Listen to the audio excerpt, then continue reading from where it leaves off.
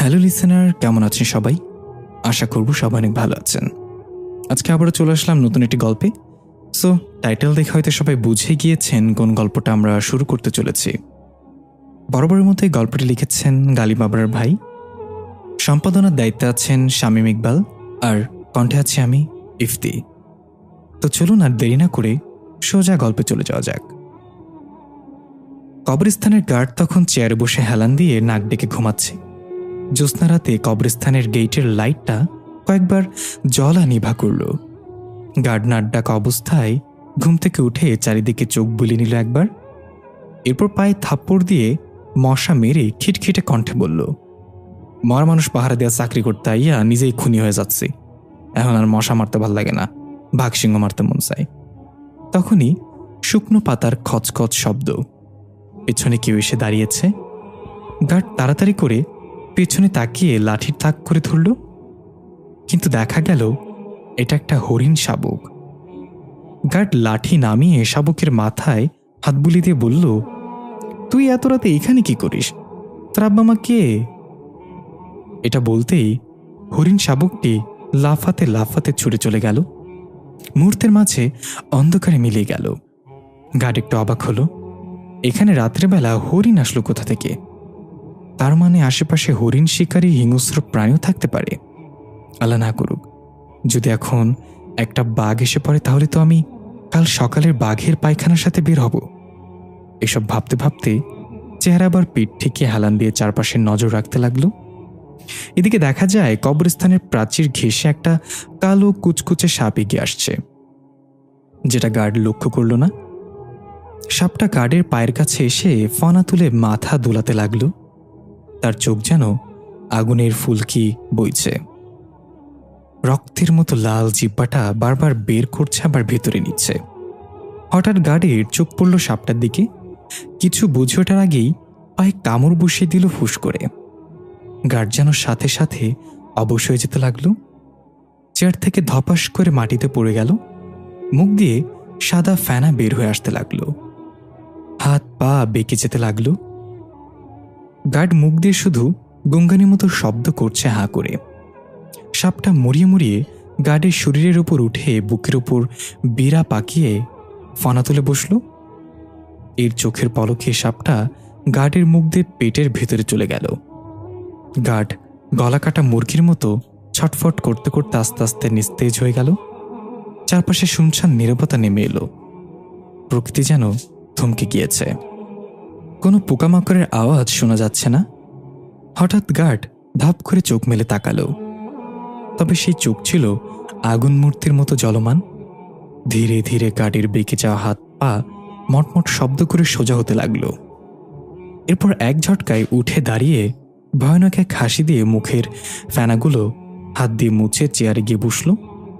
কিছুক্ষণ পরে একজন লোককে আসতে দেখা যায় চাদর মুড়ি দিয়ে। সে আশেপাশে তাকাচ্ছিল আর সামনে আগাচ্ছিল। দূর থেকে দেখতে পেল কবরস্থানের গেইটের সামনে গার্ড বসে আছে নড়চড়বিহীন।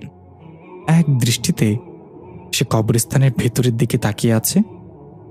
চাদর মুড়ি দেওয়া লোকটা এবার একটু থমকে দাঁড়িয়ে চারপাশটা ভালোভাবে চোখ বুলিয়ে কয়েকটা বার নাক টান দিল নিঃশ্বাস নেওয়ার মতো, যেন সে কিছু একটার ঘ্রাণ শুকার চেষ্টা করছে। এরপর আবার পা বাড়ালো সামনের দিকে। শুকনো পাতায় খচখচ শব্দ করে চেয়ারে বসে থাকা গার্ডের সামনে পৌঁছে একটু গলা খাকুনিতে বলল, আসসালামু আলাইকুম ভাইজান। গার্ড তখনও কবরস্থানের ভেতরে তাকিয়েছিল এক দৃষ্টিতে। লোকটা সালাম শুনে গার্ড ঘাড় কাত করে তার দিকে তাকিয়ে ভারী গলায় সালামের উত্তর দিয়ে জিজ্ঞাসা করল, এত রাতে কবরস্থানে কি চাই? লোকটা এবার মুখ থেকে চাদর সরিয়ে বলল, আমি প্রফেসর ইমাম নাওফি, আর তুমি জানো আমি এখানে কি জন্য এসেছি এত রাতে, তাই না জাবিদ? গার্ড এবার কাপা কাপা হাসিতে বলল, আমাকে চিনে ফেলেছেন প্রফেসর, অনেকদিন পর দেখা হলো। তবে আপনি এখানে যা নেয়ার জন্য এসেছেন তা আমি নিতে দেব না। আমি ফারদিন চৌধুরীর দাস। আমি থাকতে আপনার পরিকল্পনা সফল হতে দিব না। ইমাম নাফি বলল, তাই নাকি? তাহলে শুনো জাবিদ, আমি যা চাই তা অর্জন করেই ক্ষান্ত নেই। আমার পথে বাধা হয়ে দাঁড়িও না। তাহলে সেই পথেই তোমার কবর রচনা করব। গার্ডরূপী জাবিদ বলল, আরেকবার যেভাবে আপনাদের চোখে ধুলো দিয়ে বেঁচে গিয়েছি, এবারও বেঁচে যাব। আপনি আমাকে মারতে পারবেন না প্রফেসর। আপনার জন্য ভালো হবে এখান থেকে ফিরে যান। ইমাম নাফি দাঁত খোঁচাতে খোঁচাতে বলল, ভেবেছিলাম কবরস্থানে আসবো, একটা কঙ্কাল উঠাবো কবর থেকে, তারপর আবার ঘরে ফিরে যাব। সত্যি বলতে তোকে এখানে আশা করিনি আমি। যেহেতু চলে এসেছিস, তাহলে চল আমাকে সাহায্য কর। 2 ভাই মিলে কবর খুঁড়ব। কতক্ষণ তুই খুঁড়বি আমি রেস্ট নিব, আবার কতক্ষণ আমি রেস্ট নিব তুই খুঁড়বি। এভাবে মিলে মিশে কাজ করলে সফলতা আসবে। চল। জাবিদ এবার প্রচণ্ড হুঙ্কার ছেড়ে অগ্নিশর্মা চোখে তাকিয়ে বলল, আপনি আমাকে চেনেন না প্রফেসর। আমি চাইলে আপনাকে এখানে পুঁতে রাখতে পারি। পুরো কথা শেষ হওয়ার আগেই নাফি খপ করে জাবিদের গলা চেপে ধরে উঁচু করে নিয়ে গাছের সাথে লাগিয়ে বলল, তুই আমাকে চিনে রাখ। আমি মুরাদ খানের ছেলে ইমাম নাফি। আমার বাবা তোর বাবাদের বাবা ছিল, আর আমি তোদের বাবা। তোর সাহস কিভাবে হয় আমার সাথে গলা উঁচু করে কথা বলার? জাবিদ ছটফট করতে করতে বলল, আমি শুধু আমার দায়িত্ব পালন করছিলাম প্রফেসর। ফারদিন চৌধুরী জানতো আপনি একদিন তার চাঁদেরপুরীকে নিয়ে কোনো এক খেলায় মেতে উঠবেন, আর তাই সে বিদায় নেওয়ার আগে আমাকে দায়িত্ব দিয়েছিল যাতে আপনাকে সতর্ক করতে পারি এবং আপনাকে বাধা দিতে পারি। ইমাম নাওফি জাবিদকে ছেড়ে দিয়ে বলল, ফারদিন চৌধুরী এটাও জানতো তুই আমাকে বাধা দিতে আসলে নিজেই মারা পড়বি। তবু তোকে এই দায়িত্ব দিয়ে গিয়েছে, আর তুইও মূর্খের মতো আমার সামনে চলে এসেছিস। অনেক সময় নষ্ট করে ফেলেছিস আমার। এখন যা এখান থেকে। জাবিদ আমতামতা করে বলল, প্রফেসর একটা কথা জানার ছিল। না মানে, আপনি ফারদিন চৌধুরীর চাঁদেরপুরীকে কেন পুনর্জাগরণ করতে চান? আপনার ফায়দা কি এখানে? ইমাম নাওফি একটু মুচকি হেসে বলল, এতক্ষণ পরে একটা কাজের প্রশ্ন করেছিস, তবে উত্তর আমি তোকে দিব না, কারণ তোর প্রশ্ন আমার পছন্দ হয়নি। এই বলে ইমাম নাওফি পা বাড়ালো কবরস্থানের ভেতরে যাওয়ার জন্য। ইমাম নাওফির হাঁটার তালে তালে দৃশ্য চলে গেল কয়েকদিন আগে। লোকাল মার্কেটে একটা দোকানের সামনে কিছু মানুষ ভিড় জমেছে। সবাই কৌতূহলী হয়ে কিছু একটা দেখছে। ভিড় ঠেলে সামনে গেলে দেখা যায় লাল জামা পরিহিত এক মেয়ে দোকানদারের সাথে কিছু একটা নিয়ে তর্ক করছে। দোকানদার কপাল চাপড়ে বলল, আরে এইয়া কোনো বিপদে ফেলাইলাম। এই সিমরি মাথা মোতা কি ঠিক আছে নি? এই শুনে মেয়েটা প্রচণ্ড রেগে বলল, কি আমার মাথা খারাপ? আমাকে পাগল বললেন? দাঁড়ান দেখাচ্ছি আপনাকে। এই বলে মেয়েটা হাত একবার মুষ্টিবদ্ধ করে ছেড়ে দিতেই নখগুলো আপনা আপনি বড় হতে লাগলো এবং ঠোঁট ভেদ করে 2 দিক দিয়ে 2টা দাঁত বের হয়ে আসতে লাগলো। এর মাঝেই হঠাৎ কেউ পেছন থেকে মেয়েটার হাত ধরে ফেললো খপ করে এবং বলল, ভাসিলা। মেয়েটা স্বাভাবিক হয়ে পেছনে তাকিয়ে একগাল হেসে বলল, প্রফেসর আপনি এখানে কি করছেন? সে বলল, আমার কথা বাদ দাও। তুমি এই ভরা বাজারে সব কি করতে যাচ্ছিলে? মাথা ঠিক আছে তোমার? ভাসিলা মন খারাপ করে বলল, প্রফেসর আপনিও আমাকে মাথা খারাপ বললেন? এইবারটা দোকানদার এতক্ষণ আমার মাথাটা খারাপ করে দিচ্ছে। আচ্ছা আপনি বলেন প্রফেসর, আমি শুধু বলেছি সবসময় তো আপনার দোকান থেকে কেনাকাটা করি, আমার কাছে কিছু কম রাখেন। এটা বলার পর বেড়া খেপে গেল। প্রফেসর দোকানদারকে উদ্দেশ্য করে বলল, কি ভাই, কাস্টমার দাম কম রাখার জন্য বলতেই পারে, তাই বলে আপনি খেপে যাবেন? আমি সময় মতো না আসলে এতক্ষণে কি হতো এখানে জানেন? দোকানদার অসহায়ভাবে বলল, আরে সাব, আপনি না জানেন না মাঝখান থেকে কি কইতেছেন? আমার কথা তো আগে শুনেন। ভাসিলা ধমক দিয়ে বলল, আর কোনো কথা শোনাশোনি নাই, আমার কাছে দাম কম রাখতে হবে মানে হবেই।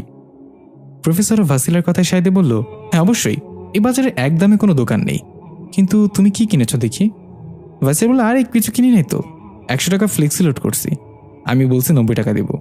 এবারটা মানে না, 10 টাকা নাকি কম রাখতে পারবেই না সে। প্রফেসর থতমত খেয়ে দোকানদারের দিকে তাকিয়ে রইল। দোকানদার আগে কটমট করছে। প্রফেসর ভাসিলার কান টেনে ধরে বলল, ওরে বাটপার, তুই ফ্লেক্সি লোড দিতে এসে দামাদামি করতেছস? তোর যে এখানে বাইন্দা রাখে না এটাই অনেক, দে তার টাকাটা তাড়াতাড়ি দে। ভাসিলা আউচ করে কান্নার ভান করে বলল, ব্যথা লাগছে তো, কান ছাড়েন প্রফেসর, দিচ্ছি টাকা। এই বলে 100 টাকা দোকানদারকে দিয়ে প্রফেসর ভাসিলার হাত ধরে টেনে নিয়ে যেতে লাগলো এবং সবার কাছে সরি বলে নিল। একটু দূরে গিয়ে প্রফেসর ভাসিলার দিকে তাকিয়ে চোখ রাঙিয়ে বলল, কি হচ্ছে এসব? তোকে বাজারে পাঠিয়েছে কে? আর ভরা বাজারে তুই নিজের শক্তি প্রদর্শন করতে যাচ্ছিলি? মস্তিষ্ক কি ঘাস কাটতে গেছে তোর? ভাসিলা কান ডলতে ডলতে বলল, আমার কি দোষ? তালিফকে বললাম আমি একা বাজারে যেতে পারবো না, আদেশকেও সাথে দাও, কিন্তু খাটাস ব্যাটা দিল না, আমাকে একাই পাঠালো। প্রফেসর বলল, দিবে কেন? তালিফ তো জানে তোরা দুইটা একসাথে হইলে কি দুনিয়ার কোনো খেয়াল থাকে না। তোদের সকালে বাজারে পাঠালে দুপুর পেরিয়ে বিকালে কুড়ি ঘুরতে ঘুরতে আসিস। ভাসিলা বলল, তো সামান্য বিকেলই তো হয়, এটার বেশি সময় কই। প্রফেসর বলল, কিন্তু বিকালটা তো 2 দিন পরের বিকাল। ভাসিলা গলা খাকুনিতে বলল, থাক, এত গভীরে যাওয়া লাগবে না। তা আপনি এই সময় এখানে কেন? সেই যে রাজা গার্গুনকে মারার পরে গায়েব হয়েছেন, তারপর আজকে দেখলাম। প্রফেসর বলল, একটা জরুরি বিষয় আছে। ভাসিলা বলল, আমিও তাই ভাবছিলাম, জরুরি বিষয় ছাড়া তো আপনার সাক্ষাৎ পাওয়া যায় না। তাহলে চলেন বাকি বাজারটা করে ফেলি, তারপর নিরিবিরি বসে আপনার জরুরি বিষয়টা শোনা যাবে। প্রফেসর বলল, আরে এটা সত্যিই অনেক জরুরি একটা বিষয়, বাজার পরে করিস, আগে আমার কথা শোন। ভাসিলা প্রফেসরের হাত ধরে টেনে নিয়ে যেতে যেতে বলল, আগে তালিফের বলা জিনিসগুলো কিনতে হবে, তারপর আপনার কথা শুনবো। অনেকদিন পর আপনাকে পাইছি, আজ এত সহজে ছাড়ছি না প্রফেসর। প্রফেসর আর কিছু না বলে ভাসিলার সাথে চলতে লাগলো। ভাসিলা প্রথমে গেল একটা ডিমের দোকানে। সেখানে গিয়ে বলল, 2 লিটার ডিম দেন চাচা। দোকানদার চাচা চাও প্রফেসর ফিক করে এসে দিল। প্রফেসর হাসতে হাসতে বলল, আসলে তুই পাগল হয়ে গেছস, কিসব আবল তাবল বকতাছস। 2 লিটার ডিম কেমনে নিবি তুই? তুই তো বোতলই আনস নাই। দোকানদার চাচা ভেবা চাকা খেয়ে তাকিয়ে রইল। ভাসিলা বলল, তাই তো, বোতল তো আনিনি। আচ্ছা চাচা, আমাকে তাহলে 4টা ডিম দেন বড় বড় বেছে। দোকানদার চাচা নিজেকে স্বাভাবিক করে বলল, তোমরা সবাই যদি বড় ডিম চাও তাহলে পরে ছোট ডিম কারা নিবে? ভাসিলা বলল, বড় ডিম দিতে মুরগির কষ্ট হয় না, আপনাদের কেন কষ্ট হয় চাচা? বেশি কথা না বলে বড় বড় চেয়ে 4টা ডিম দেন। প্রফেসর বলল, এত যদি বড় ডিম চাস তাহলে মুরগির বদলে হাতি পারলেই তো পারোস। ভাসিলা বলল, প্রফেসর আপনি চুপ থাকেন তো, দিন দুনিয়ার কিচ্ছু এখনো বুঝেন না আপনি। প্রফেসর বিড়বিড় করে বলল, আমি দিন দুনিয়ার বাসিন্দা হয়ে দিন দুনিয়া বুঝবো না, আর তুই ভিনগ্রহে দিন দুনিয়া বুঝবি? সামরনের আত্মা পেয়ে সামরনের মধ্যে কথা বলা শুরু করছে। ভাসিলা বলল, আপনি কি কিছু বললেন প্রফেসর? প্রফেসর বলল, না কিছু না, তোর আর কি কেনা লাগবে, তাড়াতাড়ি কর, আমাদের কথা বলতে হবে। ভাসিলা ডিম নিয়ে মূল্য পরিশোধ করে আবার হাঁটতে লাগলো এবং বলল, আর কিছু সবজি কিনতে হবে, কথা না বলে আসেন তো আমার সাথে। প্রফেসর একটা দীর্ঘশ্বাস ফেলে বলল, কার পাল্লায় পড়লাম, এ বলে ভাসিলার সাথে হাঁটতে লাগলো। ভাসিলা বিভিন্ন দোকান থেকে কেনাকাটা করছে। বাজারের দৃশ্য দেখতে পাই, মানুষের কোলাহলে ভরপুর চারিদিক। সবজির দোকানিরা সবজির উপর পানি ছিটিয়ে দিচ্ছে। ভাসিলা এবং প্রফেসর ভরপুর বাজার করে অবশেষে একটা ফাঁকা জায়গায় বসে পড়ল রাস্তার পাশে, ব্যাগ ভর্তি বিভিন্ন শাকসবজি। প্রফেসর ক্লান্ত কণ্ঠে বলল, এখানে তো সব আতিশ আর তালিফের খাবার জিনিস, তুই আর ফারিস্তা কি খাবি? ভাসিলা বলল, কি যে বলেন না প্রফেসর, রানী ফারিস্তা তো তালিফ ভাইয়ের সাথে থাকতে থাকতে এইসব ঘাসপাস খাওয়া শিখে গেছে। আমি কয়েকদিন ট্রাই করেছি, কিন্তু গলা পর্যন্ত গিয়ে আবার উল্টে চলে আসে। আচ্ছা, আমি কি গরু নাকি ছাগল এসব ঘাসপাস খাবো বলেন প্রফেসর? প্রফেসর বলল, তাও তো ঠিক, তুই তো গরু ছাগল না, তুই হলি গাভী বকরি। ভাসিলা বলল, প্রফেসর আপনিও না, আমি গাভী বকরি হব কেন? আমি তো ভাসিলা, আর আমার প্রিয় খাবার মানুষের মাথা। প্রতি রাতে একটা শিকার করি, যারা এই সুন্দর পৃথিবীটাকে নোংরা করছে আমি তাদেরকেই শিকার বানাই। প্রফেসর হাসতে হাসতে বলল, তুই কিভাবে বুঝিস কে ভালো মানুষ আর কে খারাপ মানুষ? ভাসিলা বলল, এটা তো খুব সহজ প্রফেসর, কখনো রাতের বেলা শহরের অলিগলি ঘুরে দেখবেন, সেখানে যেমন রাস্তার কুকুরও পাওয়া যায় তেমনি মানুষরূপী কুকুরও পাওয়া যায়। প্রফেসর বলল, ঠিক আছে, সেসব কথা বাদ দে, এখন যা বলতে আমি এসেছি তা শোন। ভাসিলা হাই তুলে বলল, খুব খিদে পেয়েছে, চলেন আগে কিছু খাই। এই সামনে একটা ভিআইপি রেস্তোরাঁ আছে, তার পাশে একটা ছোট চায়ের দোকান আছে, ওই চায়ের দোকানে দুধ চা 10 টাকা, আর ভিআইপি রেস্তোরাঁর মিল্কটি 150 টাকা, বলুন কোনটা খাবেন? প্রফেসর এবার কোনো কথা না বলে কিছুটা ভাবতে লাগলো। ভাসিলা বলল, কি হলো প্রফেসর, হঠাৎ সাইলেন্ট মোডে চলে গেলেন যে? প্রফেসর ভাসিলার দিকে তীক্ষ্ণ দৃষ্টিতে তাকিয়ে বলল, তার মানে তুই জানোস আমি কেন এখানে এসেছি, এই জন্য শুনতে চাচ্ছিস না? ভাসিলা এবার শান্ত হয়ে খুব নরম গলায় বলল, হ্যাঁ প্রফেসর, আমি জানি এটা। গত কয়েকদিন ধরে আমি একটা খারাপ স্বপ্ন দেখছি, যেখানে সামরুন আমার কাছে এসে হাত বাড়িয়ে তার আত্মা ফেরত চাচ্ছে। আমি যখন জিজ্ঞাসা করি কেন চাই সে তার আত্মা ফেরত, সে প্রকাণ্ড চিৎকার করে ফেটে পড়ে। আমি জানি আমার হাতে বেশি সময় নেই প্রফেসর, সামরুন তার আত্মা ফেরত চায় আর আমার তাকে এটা দিয়ে দিতে হবে, এর কোনো সমাধান নেই। প্রফেসর বলল, ওটা সামরুন না, সামরুনের রূপে এক শয়তান, তার উদ্দেশ্য কি আমি জানি না, তবে সে তোর মাঝে থাকা সামরুনের আত্মা চায়, আর আমি থাকতে সেটা কখনো হতে দিব না। ভাসিলা বলল, আমি আপনাকে বিশ্বাস করি প্রফেসর, আপনি যা বলবেন আমি তাই করব। প্রফেসর বলল, সবার আগে যা মনে রাখতে হবে তা হলো এই ব্যাপারে আমরা দুজন ছাড়া যেন আর কেউ না জানে। আগে আমাদেরকে ওই শয়তানকে খুঁজে বের করতে হবে, তারপরে তার উদ্দেশ্য কি সেটা জানতে হবে। ভাসিলা বলল, আপনি কি করতে চাইছেন প্রফেসর? প্রফেসর একটা রহস্যময় হাসি দিয়ে বলল, আমি যা করব তা এর আগে কখনো কেউ কল্পনা করেনি। এমন এক ম্যাজিক বিছিয়ে দিব যে ছোট শয়তান থেকে বড় শয়তান সবাই আটকা পড়বে এই ম্যাজিকে। দৃশ্য ফিরে এলো বর্তমানে। দেখা গেল ইমাম নাওফি একটা কবর খুঁড়ছে। ঘেমিনে একাকার অবস্থা, শার্ট খুলে কোমর বেঁধে নিয়েছে, নিচের হাতা কাটা গেঞ্জিটা পুরো ভিজে গিয়েছে ঘামে। হাঁপাতে হাঁপাতে মাটি সরাতে লাগলো। বাঁশের কুঞ্জিগুলো বের হয়ে এলো। অনেক দিনের আগের কবর হওয়ায় সেগুলো মাটির সাথে মিশে গেছে, হালকা হালকা আছে। আরেকটু মাটি সরাতেই শক্ত কিছু হাতে লাগলো। নাওফি একটা প্রাপ্তির হাসি দিয়ে বলল, পেয়ে গেছে কাঙ্ক্ষিত জিনিস। টান দিয়ে একটা মাথার খুলি উঠিয়ে হাসতে হাসতে চোখের সামনে ধরে বলল, এবার আমাকে কে আটকাবে? তখনই কবরস্থানের বাইরে থেকে মানুষজনের আওয়াজ আসতে লাগলো। এই, কে ওখানে? কবরস্থানের ভেতরে কে? কি করছে এত রাতে? নাওফি বাইরে তাকিয়ে দেখলো কয়েকজন এগিয়ে আসছে এদিকেই, আর জিজ্ঞাসা করছে কে ওখানে। নাওফি বিড়বিড় করে বলল, হারামি জাবিদ, এটা তোর কাজ? তুই গিয়ে মানুষকে আমার ব্যাপারে জানিয়েছিস? পরবর্তী দৃশ্যে দেখা যায় কবরস্থানের বাইরে পুলিশের গাড়ি এসেছে। ইমাম নাওফিকে হাতকড়ি পরিয়ে গাড়িতে উঠাচ্ছে। মাথার খুলিটা এলাকার হুজুরের কাছে দিয়ে বলা হলো এটা পুনরায় ঠিকঠাকভাবে দাফন করে দিতে।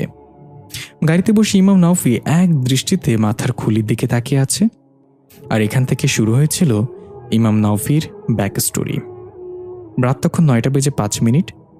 জেল থেকে মুক্ত হয়ে নাওফি শহরের সবচেয়ে নিরিবিলি পথটা ধরে হুডির পকেটে হাত দিয়ে হেঁটে চলছে। ল্যাম্পপোস্টের হলদে আলোতে নাওফির ছায়াটা দ্বিগুণ বড় হয়ে পেছনে পেছনে হাঁটছে। দূর দূরান্ত থেকে কুকুরের ঘেঘো শব্দ ভেসে আসছে।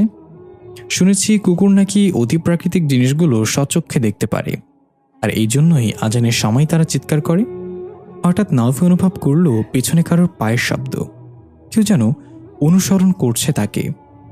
নাওফি আস্তে করে ঘুরে পেছনে তাকিয়ে দেখল কেউ নেই, নিজের ছায়াটা ছাড়া। কিছু একটা ভেবে আবার হাঁটা দিল সামনে। আমরা দেখতে পাই নাওফি চলে গেলেও তার ছায়াটা তখনও থমকে আছে আগের জায়গায়। বিষয়টা নাওফি বুঝতে পেরে আবার পেছনে তাকাতেই সাথে সাথে সব স্বাভাবিক হয়ে গেল এবং দেখা গেল ছায়া নাওফির সাথে আছে। নাওফি বুঝতে পারল কেউ তাকে বিরক্ত করার চেষ্টা করছে, তাই একটু মুচকি হেসে আবার সামনে হাঁটা দিল। এবার দেখা যায় নাওফির ছায়াটা ধীরে ধীরে উঠে দাঁড়াতে লাগলো। হাতে একটা চাকুর মতো প্রতিবিম্ব দেখা যাচ্ছে। সে নাওফির পিঠে আঘাত করতে যাবে তার আগেই নাওফি আবার পেছনে তাকালো এবং সবকিছু স্বাভাবিক হয়ে গেল। অদৃশ্য একটা চাপা কণ্ঠের হাসির সাথে ভেসে আসলো, ইমাম নাওফি আজকাল তার ছায়াকেও ভয় পাচ্ছে।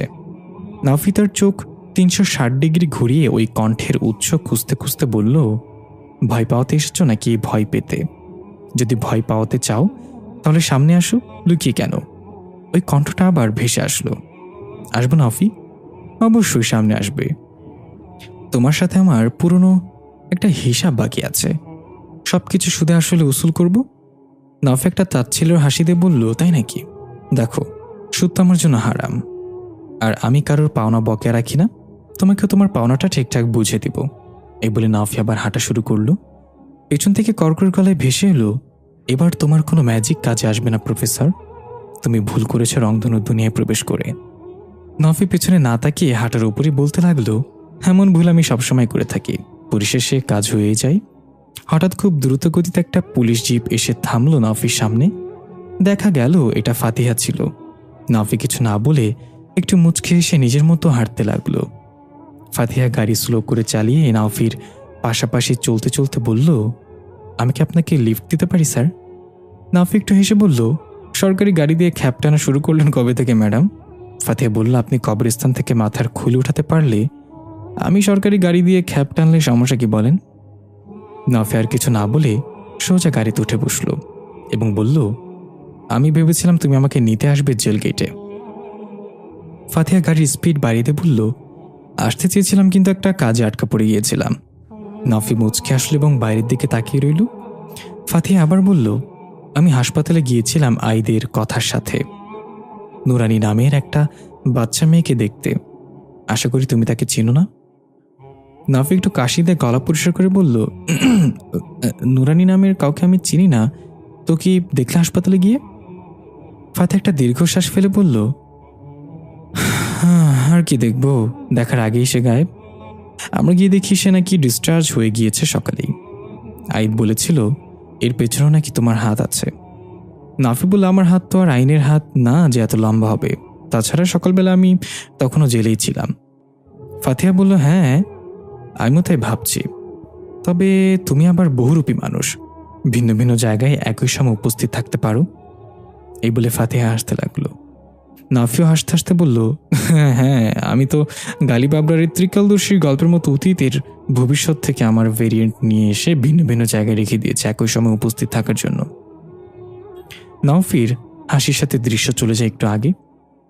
জেলে থাকা অবস্থায় নওফি যখন প্রস্তুতি নিচ্ছে বের হওয়ার জন্য, তখনই সালাম দৃশ্যমান হলো হন্তদন্ত হয়ে।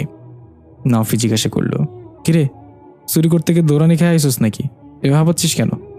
সালাম বলল, ওস্তাদ সেটা হলে তো ভালোই হতো, ঘটনা তো অন্য কিছু। আইদ কথাকে নিয়ে হাসপাতালে এসে পৌঁছেছে, হয়তো খুব তাড়াতাড়ি তারা নুরিনের কাছে পৌঁছে যাবে। নওফি এটা শুনে অস্থির হয়ে গেল এবং পায়চারি করতে করতে কিছু একটা ভাবতে লাগলো। সালাম বলল, ওস্তাদ আপনার হয়ে আমি পায়চারি করে দিচ্ছি, আপনি দয়া করে বলুন এখন কি করবো আমরা? হাকিম সেখানে আছে। নওফি থমকে দাঁড়িয়ে সালামের দিকে তাকিয়ে বলল, ওই হাসপাতালের উপরের তলা এখনো নির্মাণাধীন, তুই আর হাকিম মিলে নুরিনকে সেখানে নিয়ে আয়। যতক্ষণ না আইদরা চলে যায় তাদেরকে লুকিয়ে থাকতে হবে নুরিনকে নিয়ে, এবং এমন পরিস্থিতি সৃষ্টি করতে হবে যেন রিসেপশনিস্ট আইদকে জানাতে বাধ্য হয় নুরিন ডিসচার্জ হয়ে চলে গিয়েছে। সালাম বুঝতে পেরেছে বলে ছু মেরে চলে গেল। নওফি চিন্তিত চেহারায় দুহাত দিয়ে মুখ চেপে বসে পড়ল চৌকিতে। ওইদিকে দেখা যায় হাকিম ডাক্তারের মতো অ্যাফ্রন পরে মুখে মাস্ক লাগিয়ে নুরিনকে স্ট্রেচারে করে ঠেলে নিয়ে যাচ্ছে তাড়াতাড়ি করে। নুরিন জিজ্ঞাসা করল, আমরা কোথায় যাচ্ছি? হাকিম বলল, তুমি রুমের ভেতরে থাকতে থাকতে কেমন ফার্মের মুরগির মতো হয়ে গেছো, তাই তোমাকে খোলা বাতাসে নিয়ে যাচ্ছি কিছুক্ষণের জন্য। নুরিন বলল, হ্যাঁ ঠিক বলেছ, সত্যি আমার দম বন্ধ হয়ে আসছিল, কিন্তু তুমি এমন ডাক্তারের পোশাক কেন পরেছ?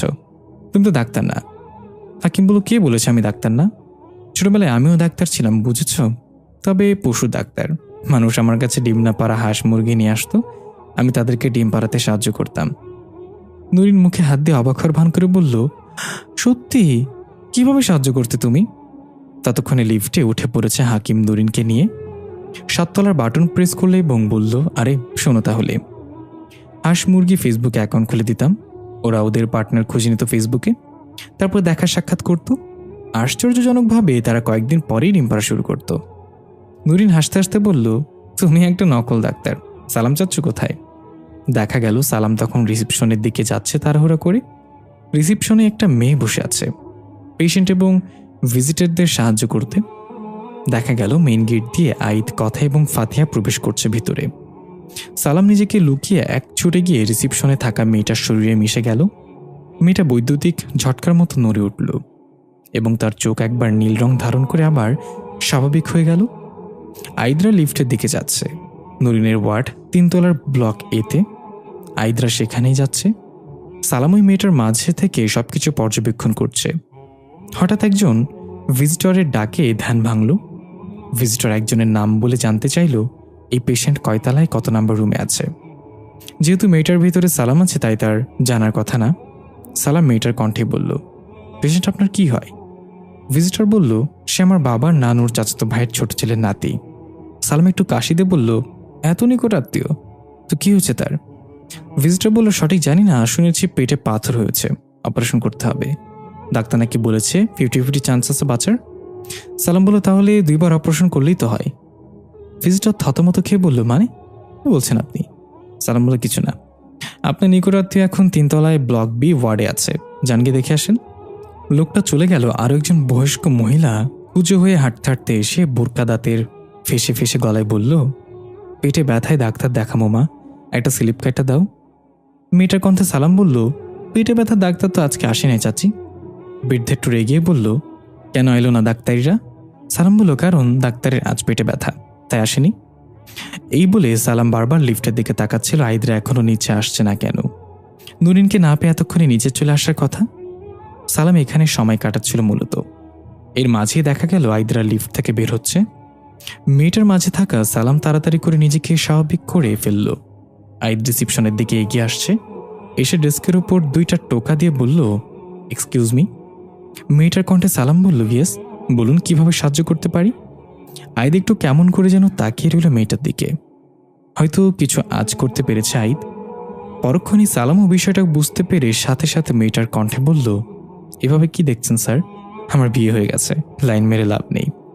আইদ ভাবার জায়গা খেয়ে বলল, আরে কি বলতেছেন সব, আমার অন্য কোনো ইন্টেনশন ছিল না। আচ্ছা যাই হোক, 3তলায় ব্লক এতে নুরিন নামে একজন পেশেন্ট ছিল, সে কোথায়? সালাম বলল, সরি স্যার, সে তো আজ সকালে ডিসচার্জ হয়ে চলে গিয়েছে। আইদ অবাক হয়ে জিজ্ঞাসা করল, ডিসচার্জ হয়ে গিয়েছে মানে? কেন? তার তো অপারেশন হওয়ার কথা ছিল। সালাম বলল, ডাক্তার বলেছে এই হাসপাতালে এত বড় অপারেশন করা রিস্কি হয়ে যাবে, তাই অন্য হাসপাতালে শিফট করা হয়েছে তাকে। আইদ বলল, আপনি কি জানেন সেটা কোন হাসপাতালে? সালাম বলল, সরি স্যার, আমি সেটা বলতে পারবো না, আমরা এইটুকু জানা ছিল। আইদ আরও কিছু বলতে চেয়েও থেমে গেল এবং চলে যাওয়ার জন্য পা বাড়ালো। মেয়েটার চোখ দিয়ে সালাম এক দৃষ্টিতে আইদের চলে যাওয়ার দিকে তাকিয়ে আছে। আইদ একটু সামনে গিয়ে আবার থেমে গেল এবং পেছনে ঘুরে বলল, কেন যেন মনে হচ্ছে আপনি আমার পরিচিত। সালাম ভেতর থেকে একটু ঘাবড়ে গিয়ে মেয়েটার কণ্ঠে বলল, এরপর নিশ্চয়ই আমার ফোন নাম্বার চাইবেন, তারপর রাত বিরাতে কল করে ভাব জমানোর চেষ্টা করবেন। আইদ চোখ রাঙিয়ে তাকিয়ে চলে গেল। আলো রোশনির মতো সালাম মেয়েটা ভেতর থেকে বেরিয়ে এলো। মেয়েটা চেয়ার থেকে পড়ে যেতে যেতে কোনো রকম ডেস্ক ধরে বাঁচল। মেয়েটা মাথা চুলকে বলল, কেমন যেন সবকিছু অদ্ভুত লাগছে। দৃশ্য ফিরে এলো বর্তমানে। গাড়ি চলছে ফুল স্পিডে ফাঁকা রাস্তা দিয়ে। নাফি বাইরের দিকে তাকিয়ে গালে হাত দিয়ে চিন্তামগ্ন হয়ে বসে আছে। ফাতিহা এক হাতে স্টিয়ারিং ধরে অন্য হাতে নাফির রানের উপর পা রেখে বলল, কি ভাবছ এত? সব ঠিক হয়ে যাবে। নাফি ফাতিহার হাতে হাত রেখে বলল, দুনিয়াতে সব কখনো ঠিক হয় না অর্ধাঙ্গিনী, পারফেক্টনেস একমাত্র জান্নাতেই পাওয়া যাবে। ফাতিহা বলল, আমার মা বলতো পুরুষ মানুষ হলো বন্য ঘোড়ার মতো, তাদেরকে কখনো পোষ মানানো যায় না। তারা নিজের মর্জিতে চলতে পছন্দ করে, কখন দৌড়াবে কখন বিশ্রাম করবে সব নিজের ইচ্ছের উপর তার। আর আমি ভুলটা এখানেই করেছিলাম, আমি তোমাকে পোষ মানাতে গিয়ে তোমার থেকে দূরে সরে গিয়েছিলাম, কিন্তু এখন আমি তোমার সাথে আছি সব সময়, সব পরিস্থিতিতে। আমি তোমাকে আর কখনো একা ছাড়ব না। নাফি ভরসা পেয়ে সুন্দর করে হেসে বলল, আমাকে বুঝতে পারার জন্য অনেক ধন্যবাদ অর্ধাঙ্গিনী। ফাতি অভিমানী করে বলল, আচ্ছা এখন ঘরের বউকে ধন্যবাদ দেয়া হচ্ছে তাই না? তুমি তো চাইলে একটু ইউনিকভাবে আমাকে 2টা গালি 2টা ধন্যবাদ দিতে পারতা। নাফি বলল, আস্তাক ফিরুল্লাহ অর্ধাঙ্গিনী, আমি তোমার গালে থাপ্পড় কেন মারব? আমার তো হাত কাঁপবে। ফাতিহা রেগে বলল, আমার অকর্মা জামাই, আমি বলি কি আর বুঝে কি? এটা বলতে গাড়ির সামনে বিদ্যুৎ বেগে কেউ এসে দাঁড়িয়ে পড়ল। ফাতিহার সাথে সাথে কোনোরকম হার্ট ব্রেক কষল। নিয়ন্ত্রণ হারিয়ে রাস্তার পাশে একটা মোটা গাছের সাথে গিয়ে বাড়ি খেল। গাড়ির সামনের অংশ ভেঙে ধোঁয়া বের হতে লাগলো। নাফি কাশতে কাশতে বলল, ফাতিহা ঠিক আছে তুমি? ফাতিহা কোকড়াতে কোকড়াতে বলল, হ্যাঁ আমি ঠিক আছি, কিন্তু ওটা কি ছিল? নাফি গাড়ি থেকে নেমে চারপাশে চোখ বুলিয়ে দেখতে লাগলো, হাত দিয়ে ধোঁয়া সরাতে সরাতে। ফাতিহা গাড়ির সামনে থেকে নামলো এবং নাফির কাছে এসে বলল, এখানে তো কেউ নেই। নাফি বলল, সেটা তো দেখতেই পাচ্ছি, কিন্তু আমাদের এখনই এই জায়গাটা ত্যাগ করতে হবে। আমি নেগেটিভ এনার্জি অনুভব করছি। ফাতিহার কোনো কথা না বলে তাড়াতাড়ি গাড়িতে উঠে চাবি দিয়ে মুড়িয়ে স্টার্ট করার চেষ্টা করতে লাগলো। কয়েকবার চেষ্টা করার পর গাড়ি স্টার্ট হয়ে গেল। ফাতিহা দেরি না করে ব্যাক গিয়ার দিয়ে গাড়ি পেছনে এনে বলল, গাড়িতে উঠে বসো তাড়াতাড়ি। নাফি চারিদিকে তাকাতে তাকাতে গাড়িতে উঠে বসল। ফাতিহা গাড়ি টান দিল ফুল স্পিডে। তারা চলে যাওয়ার পর সেখানে দৃশ্যমান হলো কয়েকটা লোমুর শরীরের বড় বড় ছায়ামূর্তি। তাদের পুরো শরীর কালো লোমে ঢাকা মনে হচ্ছে, চোখের মণিগুলো আগুনে মতো জ্বলছে, মুখ দিয়ে অনবরত গড়গড় শব্দ করে যাচ্ছে। গাড়ির দৃশ্য দেখা যায়। ফাতিহা বলছে, কি ছিল এখানে? তোমাকে এত ঘাবড়ানো অবস্থায় কখনো দেখিনি আমি। নাফি বলল, আমি জানি না কি ছিল, এমন নেগেটিভ এনার্জির এর আগে কখনো অনুভব করিনি আমি। মনে হচ্ছিল যেন আমার হৃৎপিণ্ড জ্বলে যাচ্ছে। ওইখানে যাই ছিল তা সাধারণ কিছু না, খোঁজ নিতে হবে এই ব্যাপারে। ফাতিহা বলল, এখন কোথায় যাবে? নাফি বলল, বাড়ি। দৃশ্য পরিবর্তন। দেখা গেল হাকিম নুরিনকে নিয়ে ফিরে এসেছে ওয়ার্ডে। নুরিন বলল, জানো চাচ্চু, আমরা কখনো কখনো মনে হয় তুমি এবং সালাম চাচ্চু কোনো মানুষ না। হাকিম থতমত খেয়ে বলল, মানে কি বলছো? আমরা মানুষরা মানে? নুরিন বলল, আব্বু আম্মু বলেছে আমাকে মানুষ নাকি খুব খারাপ হয়, কিন্তু তোমরা তো অনেক ভালো। হাকিম সুন্দর করে হেসে বলল, না মামুনি, সব মানুষ খারাপ হয় না। মানুষ জাতি হলেও সাদা কাপড়ের মতো। সাদা কাপড়ে যেমন একটা ছোট্ট দাগ অনেক বড় দেখা যায়, তেমনি খারাপ মানুষও। আসলে ভালো মানুষের সংখ্যা অনেক, কিন্তু খারাপ মানুষেরা সবসময় চর্চায় থাকে বলে মনে হয় সবই খারাপ মানুষ। তখনই সালাম চুমের এসে বলল, তাড়াতাড়ি চল ভাই, নুরিনের আব্বা আম্মু এসছে এদিকেই। হাকিম নুরিনকে বলল, তাহলে এখন যাই মামুনি, আমরা আবার আসব।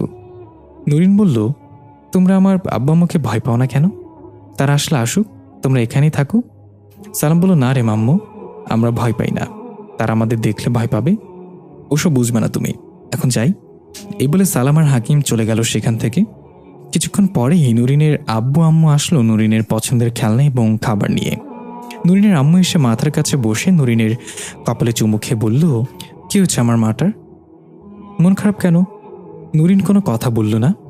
নুরিনের বাবাই সন্ধ্যা পাশে বসে মাথায় হাত বুলিয়ে দিতে বলল, বুঝেছি, আমরা আসতে দেরি করেছি বলেই রাগ করেছো তাই না মা?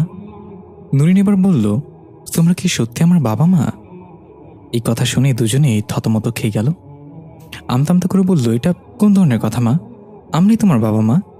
নুরিন বলল, আমি শুনেছি তখন ডাক্তার আঙ্কেল জিজ্ঞাসা করছিল আমি তোমাদের মেয়ে কিনা। তোমরা কোনো উত্তর দাওনি। দুজন দুজনের মুখের দিকে তাকিয়ে রইল। নুরিন এবার ফিক করে হাসি দিয়ে বলল, তোমরা তো সত্যি ঘাবড়ে গেছো, আমি মজা করছিলাম। এই শুনে তারা দুজনে হেসে দিল এবং স্বস্তির নিঃশ্বাস নিয়ে বলল, এটা কোন ধরনের মজা ছিল নুরিন? এমন মজা আর করবে না, আমরাই তোমার বাবা মা। পরবর্তী দৃশ্যে দেখা যায় নুরিন বেডের উপর বসে খেলনা দিয়ে খেলা করছে একা একা। নুরিনের আব্বু আম্মু জানালার কাছে দাঁড়িয়ে তাকিয়ে আছে নুরিনের দিকে। নুরিনের আম্মু বলল, তোমার কি মনে আছে নুরিন আমাদের জীবনে কিভাবে এসেছিল? নুরিনের আব্বু বলল, সেই দিনটা কিভাবে বলতে পারি আমি। সেদিন ছিল কালবৈশাখী ঝড়। দৃশ্য শুরুতে আমরা আশরাফ এবং মাহমুদা নামের ওই দম্পতিকে দেখতে পাই, যারা বর্তমানে নুরিনের আব্বু আম্মু। বাইরে তখন প্রচণ্ড ঝড় হচ্ছিল, বৈশাখ মাসের আগমনী ঝড় এটা। শিলাবৃষ্টির সাথে ঝড়ো হাওয়ায় তাদের টিনের ঘরটা বারবার কেঁপে উঠছে। এই ঝড়ের মাঝেও তারা অস্থির হয়ে আছে কোন এক কারণে। মাহমুদার কথা থেকে বোঝা যায় তাদের কালো গরুটা এখনো বাড়ির আসেনি মাঠ থেকে। এই ঝড়ের জন্য তারা বাইরে খুঁজতেও যেতে পারছে না। আশরাফ আলী বলল, তুমি ঘরে থাকো মাহমুদা, আমি টর্চ লাইটটা নিয়ে বাইরে গিয়ে দেখি গরুটা হয়তো এখনো মাঠেই আছে। মাহমুদা বলল, না স্বামী, আপনি ঝড় বৃষ্টির মাঝে বাইরে যায়েন না, একটু কমলে পরে আমরা দুজনে যাব।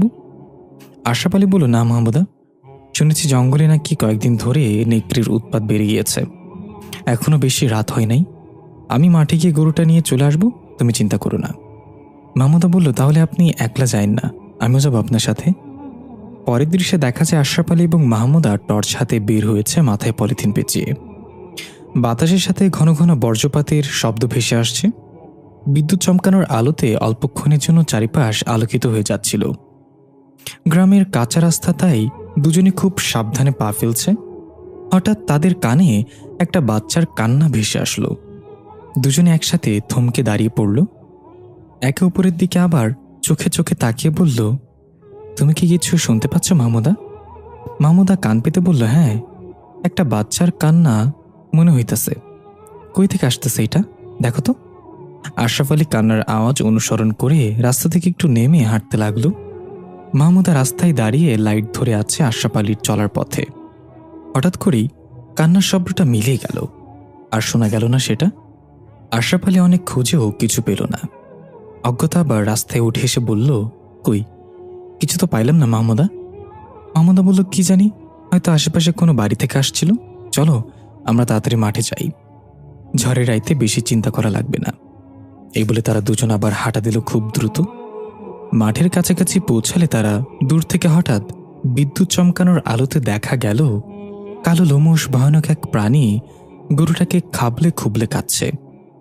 দৃশ্যটা দেখে তারা দুজনেই ভয়ে আঁতকে উঠল। এটা নেকড়ে ছিল না, হাত পা মানুষের মতো হলেও সারা শরীর কালো লোমে ঢাকা। মাহমুদা ভয়ে চিৎকার করে উঠল পেছন থেকে। চিৎকার শুনে ওই প্রাণীটা হুঙ্কার দিয়ে পেছনে তাকালো। আশরাফ আলী মাহমুদার হাত শক্ত করে ধরে বলল, দোয়া দরুদ পড়ো মাহমুদা, এটা কোনো প্রাণী না। প্রাণীতে উঠে কর্কর শব্দ করে আশরাফ আলী এবং মাহমুদার দিকে এগিয়ে আসতে লাগলো। দেখা গেল এমন ঝুম বৃষ্টিতেও তার গায়ে একটা ফোঁটাও পানি পড়ছে না, সে সম্পূর্ণ শুকনো। আশরাফ আলী এবং মাহমুদা ভয়ে কাঁপা কাঁপা গলায় দোয়া দুরুদ যা পড়া শুরু করলো এবং উল্টো ঘুরে একসাথে দৌড় দিল চিৎকার করে। একেবারের জন্য পেছনে তাকালো না। বারবার মনে হচ্ছিল প্রাণীটা পেছনে পেছনে আসছে দৌড়ে, এই বুঝে থাবা মারবে পেছন থেকে। কাঁচা রাস্তায় পিছলা খেয়ে মাহমুদা পড়ে গেল মুখ থুবড়ে। আশরাফ আলী থমকে গিয়ে পেছনে তাকিয়ে দেখল প্রাণীটা নেই। তবু দৌড় থামানো যাবে না। মাহমুদাকে হাত ধরে টেনে তুলে আবার দৌড় দিল। এবার এক দৌড়ে বাড়িতে এসে ঘরের দরজা বন্ধ করে মেঝেতে বসে পড়ল এবং হাঁপাতে লাগলো দুজন। কারোর মুখে কোনো কথা নেই, ভয় গলা শুকিয়ে কাঠ হয়ে গিয়েছে। আশরাফ আলী শ্বাস নিতে নিতে বলল, ঘুরে গেছে যাক, বড় বাচ্চা বেঁচে গেছে আজকে। ওটা কি ছিল মাহমুদা? ঠিক তখনই ঘরের দরজায় ঠকঠক শব্দ। তারা দুজনেই ভয় কেঁপে উঠল। আবার মাহমুদা কান্না করে দিল এবং বলল, দরজা খুলো না। আশরাফ আলী মাহমুদাকে শান্ত করল। এর মাঝে আবার ঠকঠক শব্দ এবং সাথে বাচ্চার কান্নার শব্দ। বাচ্চা বলতে একদম শিশু বাচ্চা না, তবে কান্নাটা খুব চাপা কণ্ঠের কান্না। আশরাফ আলী চিৎকার করে জিজ্ঞাসা করল, কে? বাইরে কে? বাইরে থেকে কোনো উত্তর এলো না, কিন্তু দরজায় আবার ঠকঠক শব্দ হলো। আশরাফ আলী এবং মাহমুদা ভয়ে জড়সড় হয়ে বসে আছে এক জায়গায়। দরজা খোলার সাহস নেই। এভাবে কতক্ষণ কেটে গিয়েছে জানে না। বাইরে থেকে আর কোনো আওয়াজ আসলো না, সবকিছু নীরব হয়ে গিয়েছে। ঝড় বৃষ্টিও থেমে গিয়েছে। আশরাফ আলী এবং মাহমুদা দোয়া দুরুদ পড়তে পড়তে একসময় ঘুমিয়ে গেল। পরদিন সকালে মাহমুদার ঘুম ভাঙল হাঁস মুরগির ডাকে। মাহমুদা উঠে আশরাফ আলীকে মা জাগিয়ে দরজা খুলতে গেল চোখ ডলতে ডলতে। ততক্ষণে রাতের ঘটনা প্রায় ভুলে গিয়েছে মাহমুদা।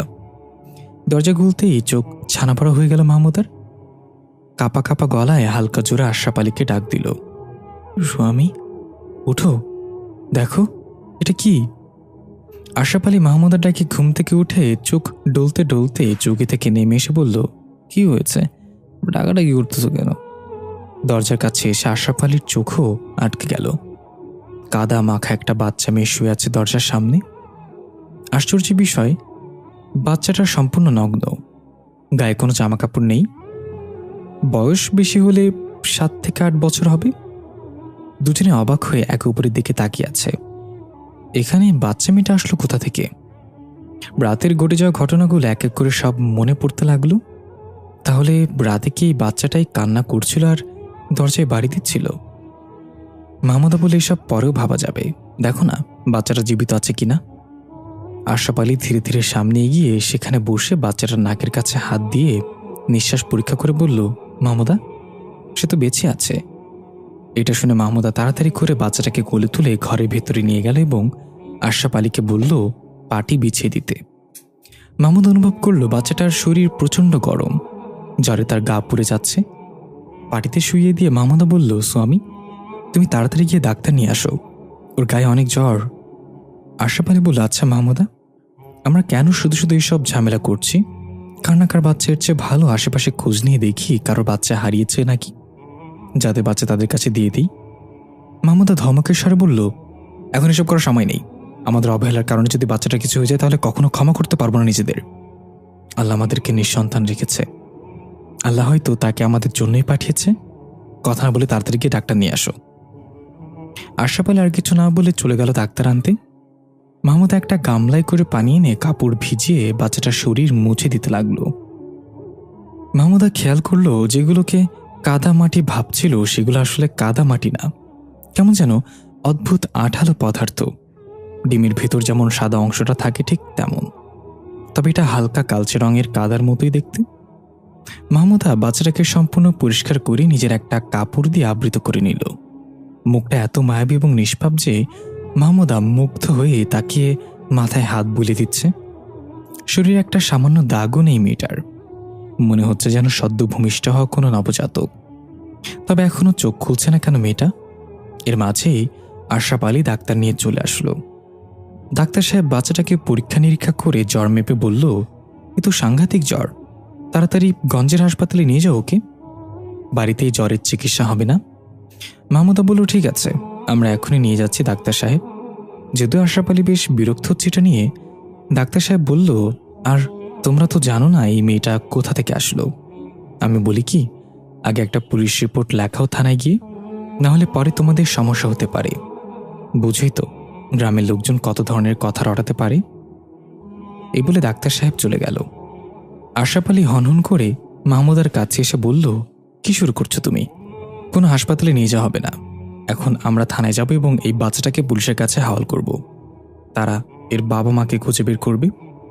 মাহমুদা নাছরবান্দি, তার এক কথা, বাচ্চাটাকে আগে সুস্থ হতে হবে, তারপর তার কাছে থেকে সব শুনে যদি তার বাবা মায়ের খোঁজ পাওয়া যায় তাহলে দিয়ে আসবে।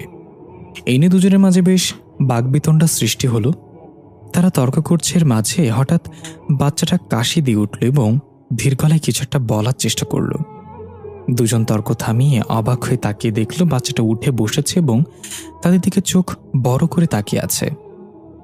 মাহমুদা দৌড়ে গেল এবং বাচ্চাটার কপালে গলার নিচে হাত দিয়ে পরীক্ষা করে দেখল সম্পূর্ণ ঠান্ডা এবং স্বাভাবিক, অথচ একটু আগেও জ্বরে গা পুড়ে যাচ্ছিল। মাহমুদা আশ্চর্য হয়ে আশরাফ আলীর দিকে তাকিয়ে বলল, জ্বর তো নাই। আশরাফ আলীও অবাক হয়ে এগিয়ে গিয়ে বাচ্চার কপালে হাত দিয়ে দেখল সত্যি জ্বর নেই শরীরে। এটা কিভাবে হতে পারে? বাচ্চা মেয়েটা অদ্ভুত দৃষ্টিতে তাকিয়ে মাহমুদা এবং আশরাফ আলীর কথা শুনছিল। দেখে মনে হচ্ছে সে বুঝতে পারছে না তাদের ভাষা। আশরাফ আলী একটু জোরেই জিজ্ঞাসা করল, এই মেয়ে, কি তুমি? বাড়ি কই? মাহমুদা প্রচণ্ড রেগে আশরাফ আলীকে কর্কশ গলায় বলল, বাচ্চাদের সাথে কিভাবে কথা বলছো তুমি? বেরো ঘর থেকে এক্ষুনি। তোমার কোনো কিছু জিজ্ঞাসা করতে হবে না। আশরাফ আলী আর কিছু না বলে হনহনিয়ে চলে গেল ঘর থেকে বের হয়ে। মেয়েটা এখন অদ্ভুতভাবে তাকিয়ে আছে, কেমন যেন হতভম্ব হয়ে, যেন সে কিছুই বুঝতে পারছে না তারা কি বলছে। এবার মাহমুদা আলতো করে বাচ্চাটার হাত ধরে জিজ্ঞাসা করল, তোমার নাম কি মা? বাচ্চাটা আগের মতোই হাঁ করে তাকিয়ে আছে মাহমুদার মুখের দিকে। মাহমুদা আবার জিজ্ঞাসা করল, কি হলো, কথা বলছো না কেন? তোমার কি নাম? কই থেকে আসছো? তোমার বাবা মা কই? বাচ্চাটা এবারও কোনো প্রত্যুত্তর করল না।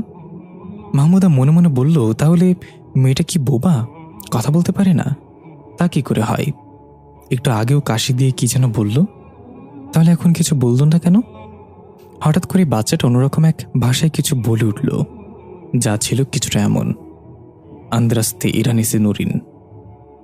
মাহমুদা ভাবার জায়গা খেয়ে বলল, কি, এটা কি ধরনের ভাষা? শুধু শেষে নুরিন বলছো এটা বুঝেছি। আচ্ছা, তার মানে তোমার নাম নুরিন? দৃশ্য পরিবর্তন। এতক্ষণ হাসপাতালে নুরিনের পাশে বসে আশরাফ আলী এবং মাহমুদা এইসব স্মৃতিচারণ করছিল। এটা ছিল নুরিনের সাথে তাদের প্রথম দেখা। বাচ্চা নুরিন সেদিন তাদের জীবনে রহমত হয়ে এসেছিল। নুরিন তখন বেডে ঘুমিয়েছিল। আশরাফ আলী চেয়ার থেকে উঠে বলল, চলো মাহমুদা, আমরা একটু চা খেয়ে আসি বাইরে থেকে। নুরিন ঘুমাচ্ছে। মাহমুদাও চেয়ার থেকে উঠে একবার নুরিনের দিকে তাকিয়ে হালকা হেসে আশরাফ আলীর সাথে বের হয়ে গেল ওয়ার্ড থেকে। দৃশ্য পরিবর্তন। দেখা গেল ইমাম নাফি এবং ফাতিহা তাদের ভেঙে যাওয়া পুলিশ জিপ নিয়ে কোনো রকম বাসে এসে পৌঁছেছে। গাড়ি থেকে নেমে নাওফি সোজা চলে গেল ঘরে। ফাতিহা গাড়ির দিকে তাকিয়ে বলল, সরকারি গাড়ি এখন নিজের টাকায় ঠিক করে দিতে হবে। বেশি ক্ষতি হয়নি অবশ্য। নাফি ওয়াশরুমে গিয়ে চোখে পানি দিয়ে আয়নায় দেখে নিজেই নিজেকে বলল, কে করেছে এটা? কে সে, যার অস্তিত্বে আমার হৃৎপিণ্ড কেঁপে উঠছে? এই বলে আরো কয়েকবার মুখে পানি দিল। এরপর আবার আয়নার দিকে তাকিয়ে বলল, তুমি যেই হও না কেন, তুমি আমার সিলেবাসের ছিলে না। এই ম্যাজিকে তোমাকে হিসেবে রাখিনি। আমি ভবিষ্যতের সকল বিপদ অনুমান করেই ম্যাজিক বিছিয়েছি, কিন্তু সেখানে তুমি ছিলা না। বাইরে থেকে ফাতিহা দরজায় টোকাতে বলল, ওয়াশরুমে যাবজ্জীবন কারাদণ্ড হয়ে গেলে নাকি তোমরা?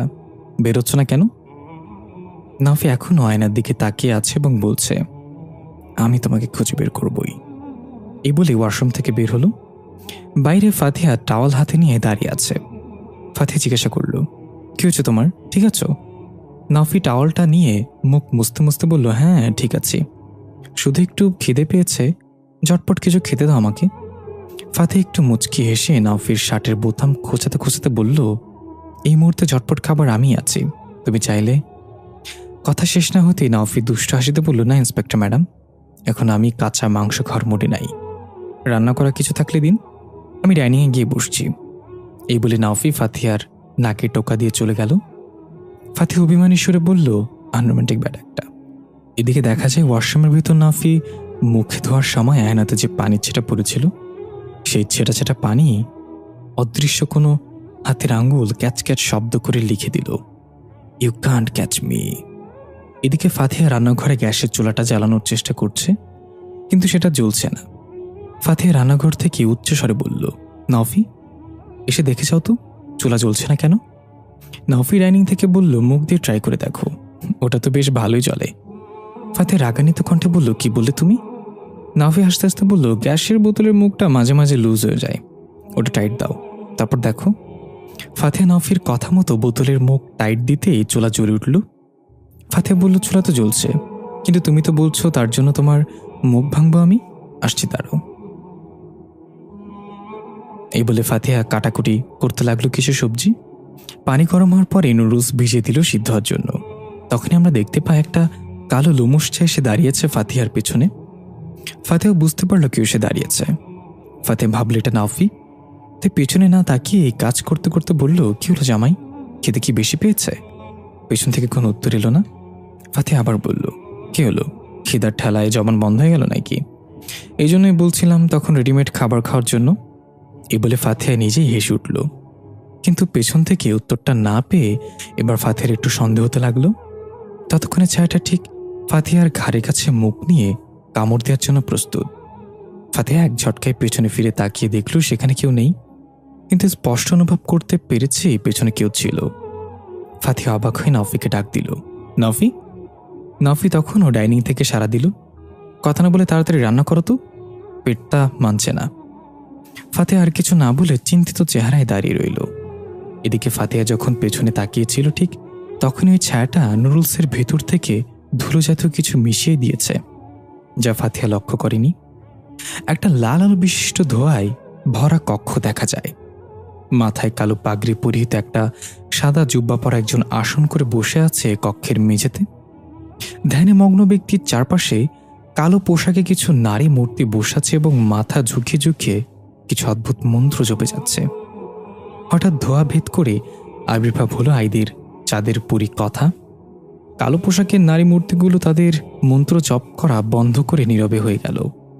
কথা এসে ওই পাগড়ি পরিহিত ব্যক্তির সামনে বসলে এবং গম্ভীর কণ্ঠে জিজ্ঞাসা করল, আমাকে এখানে কেন ডাকা হয়েছে হুররাম? আমরা বুঝতে পারি পাগড়ি পরিহিত ব্যক্তির নাম হুররাম। হুররাম চোখ মেলে তাকালো। তার চোখগুলো স্বাভাবিকের চেয়ে অনেক বড় এবং চোখের মণি টকটকে লাল রঙের। গালের একপাশে খ্রিস্টানদের ক্রস চিহ্ন আঁকা গাল কেটে, ঠোঁটগুলো শুকনো মরুভূমির মতো ফাটা এবং পাগড়ি খোলার পর দেখা যায় চুলগুলো রং বেরঙের রংধনুর মতো কালারফুল। হুররাম খুব শান্তভাবে ভাইব্রেট করা কণ্ঠে বলল, আমি কে? কথা বলল, আপনি রংধনুর দুনিয়ার অধিপতি। হুররাম বলল, তাহলে এখানে যদি কারো প্রবেশ করতে হয় কি করতে হবে? কথা বলল, অবশ্যই আপনার অনুমতি ক্রমে প্রবেশ করতে হবে। এটা বলতেই হুররাম এক ঝটকায় কথার থুতনি চেপে ধরে চাচালো কণ্ঠে বলল, তাহলে সে কেন আমার অনুমতি ছাড়া প্রবেশ করেছে চাঁদের পরীকে পুনর্জীবন দিয়েছে পৃথিবীতে? কথা অনেক চেষ্টা করতে লাগলো তার হাত থেকে নিজেকে ছাড়ানোর জন্য। দম বন্ধ হয়ে হতে হতে কথা বলতে লাগলো, কে করেছে এটা? আমি এই সম্পর্কে কিছু জানি না, আমাকে বিশ্বাস করুন। হুররাম আরও রেগে গিয়ে বলল, মিথ্যা বলবি না। রংধনু দুনিয়ায় প্রবেশ করার পথ তুই ছাড়া আর কেউ জানে না। তোকে আমি অনুমতি দিয়েছিলাম পৃথিবীতে ফিরে যাওয়ার, আর তুই পৃথিবীতে ফিরে আমার বিরুদ্ধে কাজ করছিস। কথার প্রায় নিঃশ্বাস বন্ধ হওয়ার উপক্রম হলো। সে অবস্থা অনেক কষ্টে বলল, শুধু আমি না হুররাম, আরও একজন আছে যে রংধনুর দুনিয়ায় কোনো রকম বাধা ছাড়াই প্রবেশ করতে পারে। হুররাম এবার চোখ বড় করে কথাকে ছেড়ে দিয়ে অবাক হয়ে জিজ্ঞাসা করল, সে কে? কথা গলা ডলতে ডলতে কাশতে কাশতে বলল, এরপর বলল, রানী ফারিস্তার মেয়ে জিজা। হুররাম বলল, আমি কি ঠিক শুনছি? রানী ফারিস্তার মেয়ে তো একটা ভ্যাম্প। সে কি এতই শক্তিধর যে আমার অনুমতি ছাড়া আমার চোখ ফাঁকি দিয়ে আমার দুনিয়ায় প্রবেশ করে চাঁদের পরীকে নিয়ে যাবে? কথা বলল, তার ক্ষমতা সম্পর্কে আপনার আরও খোঁজ নেওয়া উচিত হুররাম। আপনি তার সম্পর্কে কিছুই জানেন না। সে রানী ফারিস্তার সাথেও যুদ্ধে লিপ্ত হয়েছিল, আর এক বিশাল সেনাবাহিনী আছে। তবে সে গত কয়েক বছর যাবৎ ল্যাবে চিকিৎসাধীন অবস্থায় আছে। আমার মনে হয় না সে রংধনুর দুনিয়ায় প্রবেশ করেছে। হুররাম বলল, ঠিক আছে। সে প্রবেশ করেনি, প্রবেশ করেছে ইমাম নাওফি। কথা আশ্চর্য হয়ে বলল, ইমাম নাওফি? হুররাম বলল, হ্যাঁ, ইমাম নাওফি। আমি ভেবেছিলাম তুমি তাকে রংধনু দুনিয়ায় প্রবেশ করার পথ দেখিয়েছ। কথা বলে আপনি কিভাবে ভাবলেন আমি আপনার অগোচরে এই কাজ করব? আপনি আমাকে পৃথিবীতে থাকার অনুমতি দিয়েছেন আইদের সাথে। আপনার সাথে আমি চিরকৃতজ্ঞ। আর বাকি থাকলে ইমাম নাওফি, সে তো একজন ধূর্ত তান্ত্রিক যে হাসতে হাসতে আপনার রুহু বের করে নিয়ে যাবে, আপনি টেরই পাবেন না। হুররাম বলল, আমি কি সেটা ভুলেছিও না চাঁদের পরি? আমি রংধনু দুনিয়ার অধিপতি হুররাম। ইতিমধ্যে আমি তার ঘাড়ি নিঃশ্বাস ফেলেছি। খুব তাড়াতাড়ি সে আমার সামনে থাকবে। তবে আমি ভাবছি রানী ফারিস্তার মেয়ে জিজা কেন তাকে রংধনু দুনিয়ায় প্রবেশ করতে সাহায্য করবে? এতে তার ফায়দা কি ছিল? কথা বললে আমার মনে হয় না জিজা তাকে সাহায্য করেছে। সে জিজার আজন্তেই জিজার সাহায্যে এখানে এসেছিল। হতে পারে সেটা জিজার কোনো সৈন্যকে ব্যবহার করে অথবা জিজার কোনো কৌশল অবলম্বন করে। হুররাম কিছুক্ষণ চুপ থেকে বলল, কিন্তু ইমাম নাওফি কি করতে চাইছে? তার উদ্দেশ্য কি? কথা বললে, আপনি কোনো চিন্তা করবেন না হুররাম, আমি সেটা খুঁজে বের করব। হুররাম বলল, আমি তোমার উপর ভরসা করি। আমি শুধু আমার চাঁদের পরীকে ফিরিয়ে আনতে চাই, যাকে ইমাম নাওফি নিয়ে গিয়েছে। এর জন্য যদি তার লাশও পড়ে, সেটা আমি পরোয়া করি না। দৃশ্য পরিবর্তন। নাওফি তার ঘরে বাতি নিভিয়ে আয়নার সামনে দাঁড়িয়ে আছে। জানালা দিয়ে চাঁদের আলো প্রবেশ করে ঘরটা হালকা আলোক আধারিতে রূপান্তর করেছে। নাওফি এক দৃষ্টিতে আয়নার দিকে তাকিয়ে আছে। হঠাৎ এক হাতের বৃদ্ধাঙ্গুলি দিয়ে কনিষ্ঠাঙ্গুলিতে চাপ দিয়ে ধরে মনে মনে কিছু পড়তে লাগলো চোখ বন্ধ করে। এক পর্যায়ে জানালা দিয়ে একটা দমকা বাতাস প্রবেশ করে নাওফির শরীরে মিশে গেল। নাওফি হালকা কেঁপে ওঠে, ধীরে ধীরে চোখ খুলে তাকালো। এবার দেখা গেল আয়নায় নাওফির প্রতিবিম্বের জায়গায় একটা নারী মূর্তি। হাস্যোজ্জ্বল নূরের মতো চেহারা তার। সাদা রঙের ফ্রক পরিহিত, হাতে হীরার চুড়িগুলো জ্বলজ্বল করছে। নাওফি সুন্দর করে হেসে বলল, হাসিয়া? মেয়েটা অপরূপ এক হাসি দিয়ে বলল, ভুল না করে থাকলে তুমি মুরাদ খানের ছেলে ইমাম নাওফি? নাওফি বলল, হ্যাঁ, আমি সে। ক্ষমা করবেন আপনাকে ডাকার জন্য। আসলে এই সময়টায় আপনাকে আমার খুব দরকার। আশা বলল, কোনো ব্যাপার না, তোমরা মানুষরা দরকার ছাড়া কাউকে স্মরণ করো না, সেটা জানি। যাই হোক, তোমাকে অনেকদিন পরে দেখলাম, সেই ছোট্টবেলায় দেখেছিলাম।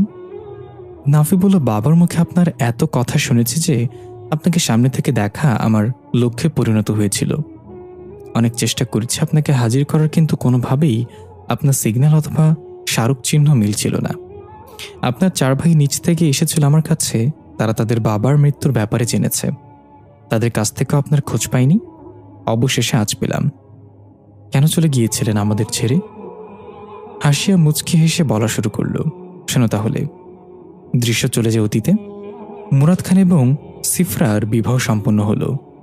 বাচ্চাটা অন্য একজনের হলেও মুরাদ খান নিজের চেয়েও বেশি ভালোবাসত তাকে। সিফরা অনেক খুশি ছিল। সে যেন এমন একটা জীবনই প্রত্যাশা করেছিল। হাসিয়া সারাক্ষণ ছোট্ট নাওফিকে নিয়ে সারাক্ষণ খেলায় মগ্ন থাকত। মুরাদ খান নিজের কাজে মনোযোগী হয়ে উঠেছিল, পাশাপাশি তন্ত্রবিদ্যায় পারদর্শী হয়ে উঠছিল। এলাকার মানুষের কাছে তার নাম ছড়িয়ে পড়তে লাগলো। প্রতিদিন শত শত মানুষের ভিড় জমতে লাগলো। মুরাদ খান বিনা স্বার্থে সাধ্যমতো সবার চিকিৎসা তদবির করা শুরু করল। হাসিয়া বিভিন্নভাবে মুরাদ খানকে সাহায্য করতে এসব বিষয়ে। এমনই একদিন একজন লোক আসলো তার 10-12 বছরের ছেলেকে নিয়ে অন্য এক গ্রাম থেকে। তাকে খুব খারাপ একটা জিনে বশ করে নিয়েছিল। ছেলেটাকে যখন মুরাদ খানের সামনে বসানো হলো, তখন ছেলেটা শয়তানে এক হাসি দিয়ে ভারী গলায় বলল, কিরে মুরাদ, কেমন আছিস তুই? আমাকে চিনতে পেরেছিস? মুরাদ খান বলল, চিনতে তো অবশ্যই পেরেছি। তোর আর আমার মাঝে একটাই পার্থক্য, তুই শয়তান জিন আর আমি আল্লাহর একজন বান্দা। তোকে শায়েস্তা করার ক্ষমতা আল্লাহ আমাকে দিয়েছে। তখনই ঘরের দরজার পর্দাটা বাতাসে হালকা সরে গেল। ভেতরে ঘরে খাটে ঘুমিয়ে আছে ছোট্ট নাওফি।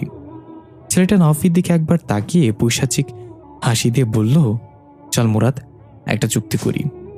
তুই তোর এই সৎ ছেলেকে আমাকে দিয়ে দে, আমি আর কখনোই এই পৃথিবীতে দেখা দিব না। মুরাদ খান রাগান্বিত না হয়ে ধৈর্য নিয়ে মুচকে এসে বলল, এর চেয়ে ভালো অফার আমি তোকে দিচ্ছি। আমি ধৈর্য হারানোর আগে এই ছেলের শরীর ছেড়ে চলে যা, নাহলে তোকে বোতলবন্দি করে মাটিতে পুঁতে ফেলবো। ছেলেটা এবার কেমন গড়গড় শব্দ করে উঠে চলে যেতে চাইল। মুরাদ খান ছেলেটার বাবা মাকে তাকে শক্ত করে ধরে রাখতে বলল। তারা শক্ত করে ধরলেও প্রচণ্ড শক্তি নিয়ে ধস্তাধস্তি শুরু করলো সে। মুরাদ খান তার দোয়া এবং মন্ত্র উচ্চারণ করতে লাগলো ছেলেটার কপালে হাত রেখে। ছেলেটা গগন বিদারী চিৎকারে মুরাদ খানকে বলতে লাগলো, তোর পরিবারকে আমি ধ্বংস করে দিব। আজকে তুই আমাকে বন্দি করে নে, যেদিন মুক্ত হব সেদিন তোর বংশের যাকে যেখানে পাবো নিঃশেষ করে দিব। এই বলে ছেলেটা গর্জন করে জোরে ছিটকা মারল। যারা তাকে ধরে রেখেছিল তারা ছিটকে পড়ে গেল দূরে। কিছু বুঝে ওঠার আগেই ছেলেটা এক দৌড়ে ছোট্ট নাওফির দিকে তেড়ে যেতে লাগলো। তখন সিফরা একটু দূরে দাঁড়িয়েছিল। এই দৃশ্য দেখে সিফরা জোরে চিৎকার করে বলল, মুরাদ, নাওফিকে বাঁচাও। মুরাদ খানের আগে হাসিয়া তার সামনে যেতেই এক হাতে ধরে ছুঁড়ে মারল। হাসিয়া জানালা ভেঙে বাইরে গিয়ে পড়ল দুমড়ে মুচড়ে। ছোট্ট নাওফি তখন আতঙ্কিত হয়ে গলা ফাটিয়ে কান্না করছিল। দেখা গেল মুরাদ খান তখনও নিজের জায়গা থেকে না উঠে বিড়বিড় করে তাড়াহুড়া করছে, কিছু একটা পড়ছিল। সিফরা ভয় চিৎকার করছিল আর মুরাদ খানকে ডাকছিল। মুরাদ খান একটা ফাঁকা কাচের বোতল হাতে নিয়ে তার মন্ত্র জপ করে যাচ্ছে। শয়তানটা যখনই নাওফিকে আক্রমণ করতে যাবে ঠিক তখনই অদৃশ্য এক টানে পেছনে চলে যেতে লাগলো ছেলেটা, যেন তাকে পেছন থেকে কেউ দড়ি দিয়ে টেনে নিয়ে যাচ্ছে। মুরাদ খান তার মন্ত্র পড়ার গতি আরও বাড়িয়ে দিল। ছেলেটার মাঝে থাকা শয়তান চিৎকার করে নাওফির দিকে এগিয়ে যেতে চাইছে, কিন্তু মন্ত্রের টানে এসে আস্তে আস্তে আবার মুরাদ খানের সামনে এসে আগের জায়গায় বসে পড়ল। ছেলেটার বাবা মা এসে আবারও শক্ত করে চেপে ধরল তাকে। এবার মুরাদ খান বোতলটা সামনে এগিয়ে দিয়ে গম্ভীর গলায় বলল, প্রবেশ কর এখানে। ছেলেটা কর্কশ গলায় গর্জন করে বলল, না, আমি যাব না। মুরাদ খান ছেলেটার কনিষ্ঠ আঙ্গুলের নখ চেপে ধরতে হৃদয় বিদারক চিৎকার করে উঠল।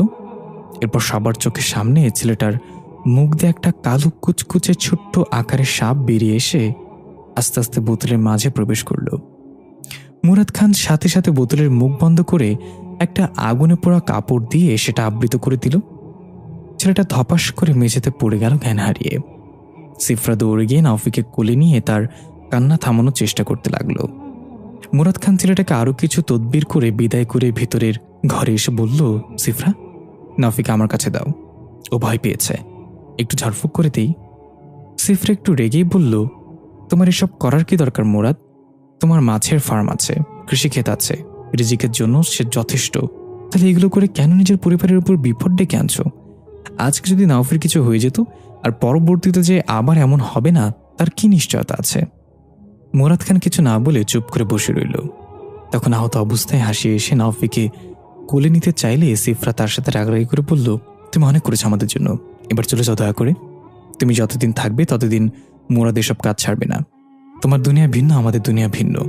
দয়া করে আমার এবং আমার ছেলে থেকে দূরে থেকো। মুরাদ খান বলল, সিফরা, তুমি কি পাগল হয়ে গেছো? কাকে কি বলছো তুমি? আশিয়ার বাবা তোমাকে বাঁচাতে গিয়ে নিজের জীবন দিয়েছে।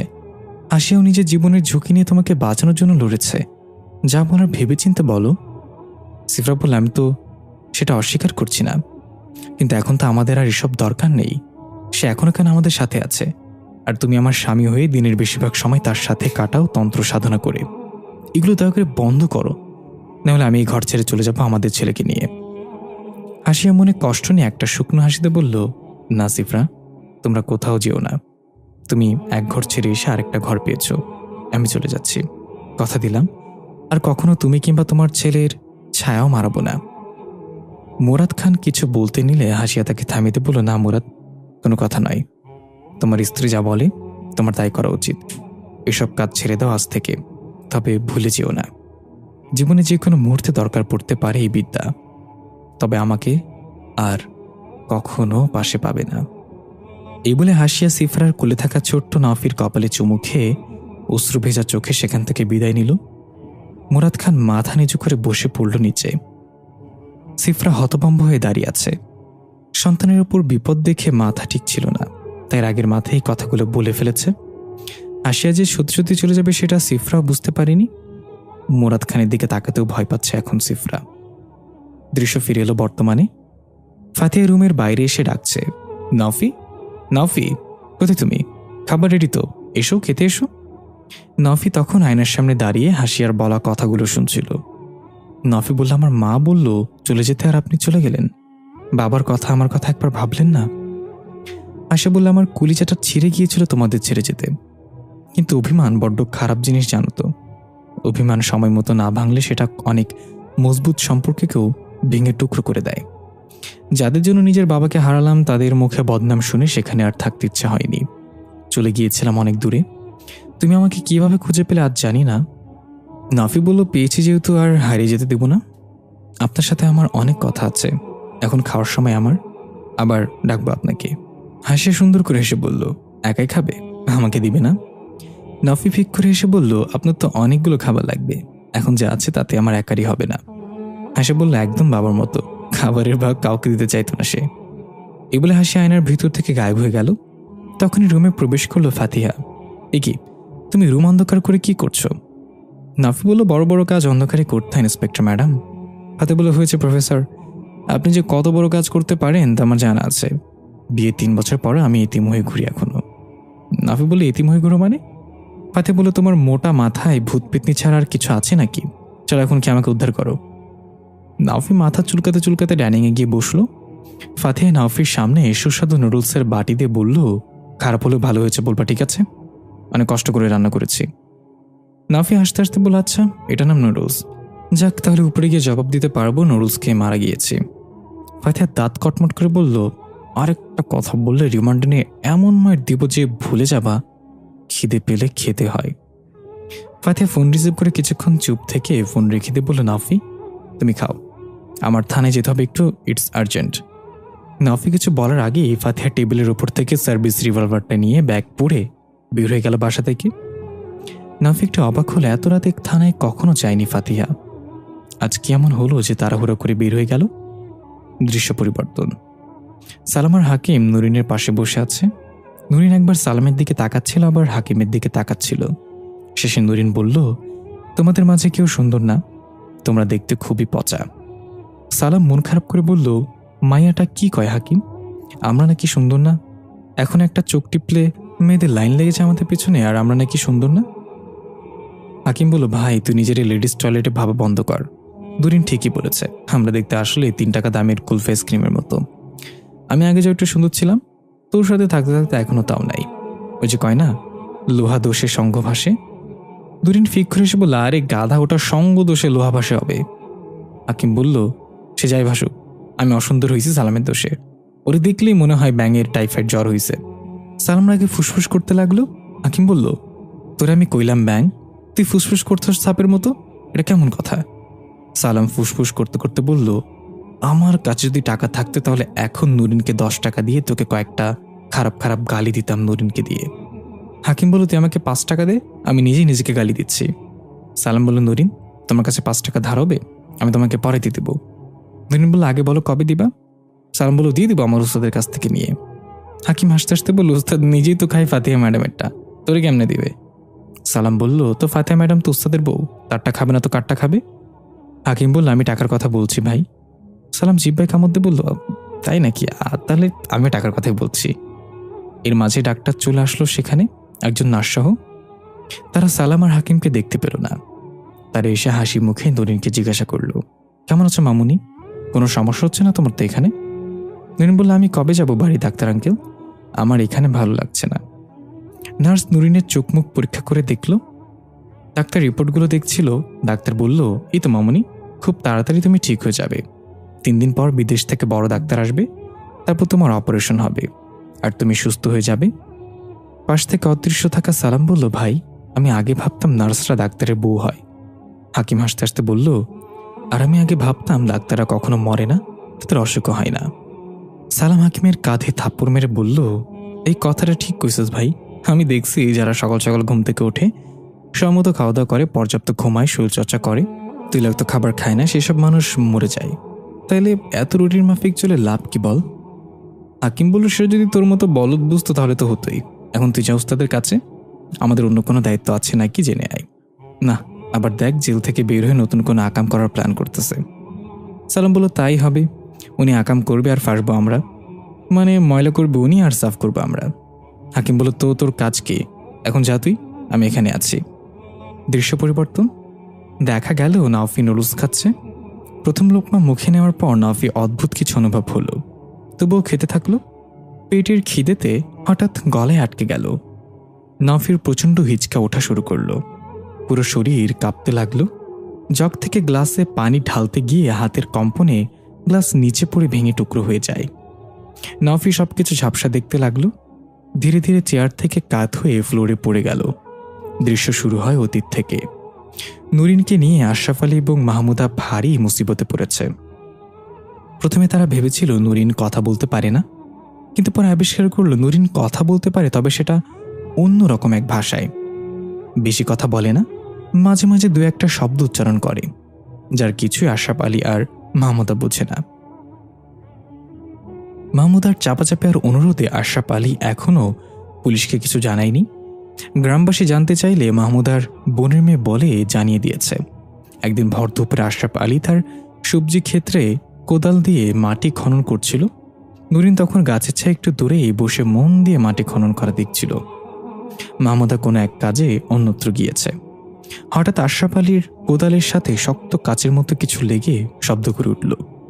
আশরাফ আলী কোদালটা রেখে হাত দিয়ে মাটি সরিয়ে দেখল একটা কাচের বোতল কোদালের সাথে লেগে ফাটল ধরেছে, তবে পুরোটা ভাঙেনি। আশরাফ আলী বোতলটা হাতে নিয়ে দেখল অদ্ভুত কিছু কাগজ বোতলের ভেতরে এবং কালো কুচকুচে একটা ছোট্ট সাপ। সাপটা দেখতে আশরাফ আলী একটু ভয় পেয়ে বোতলটা ছুঁড়ে ফেলে দিল হাত থেকে।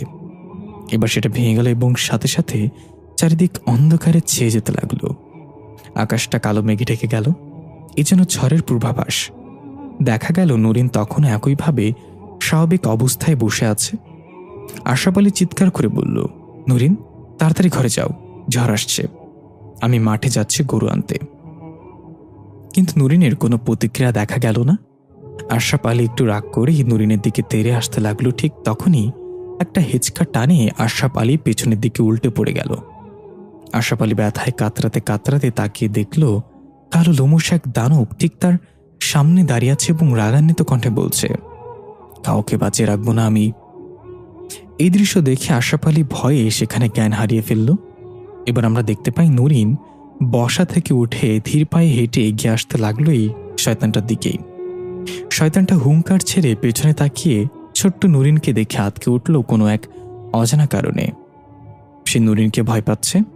নুরিন কোনো রকম অভিব্যক্তি ছাড়াই একটা রোবটের মতো হেঁটে এসে শয়তানটার সামনে দাঁড়িয়ে মাথা উঁচু করে তাকিয়ে বলল, হুতাজিম গাসি ওয়াটসন।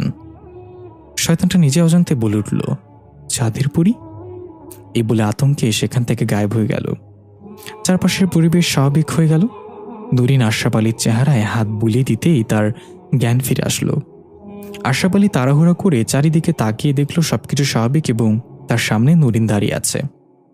আশরাফ আলী নুরিনকে জিজ্ঞাসা করল, কি হয়েছিল, ওটা কোথায় গেল, তুমি ঠিক আছো বাচ্চা? নুরিন ঠিক আগের মতোই কোনো কথা না বলে হেঁটে গিয়ে আগের জায়গায় বসে পড়ল।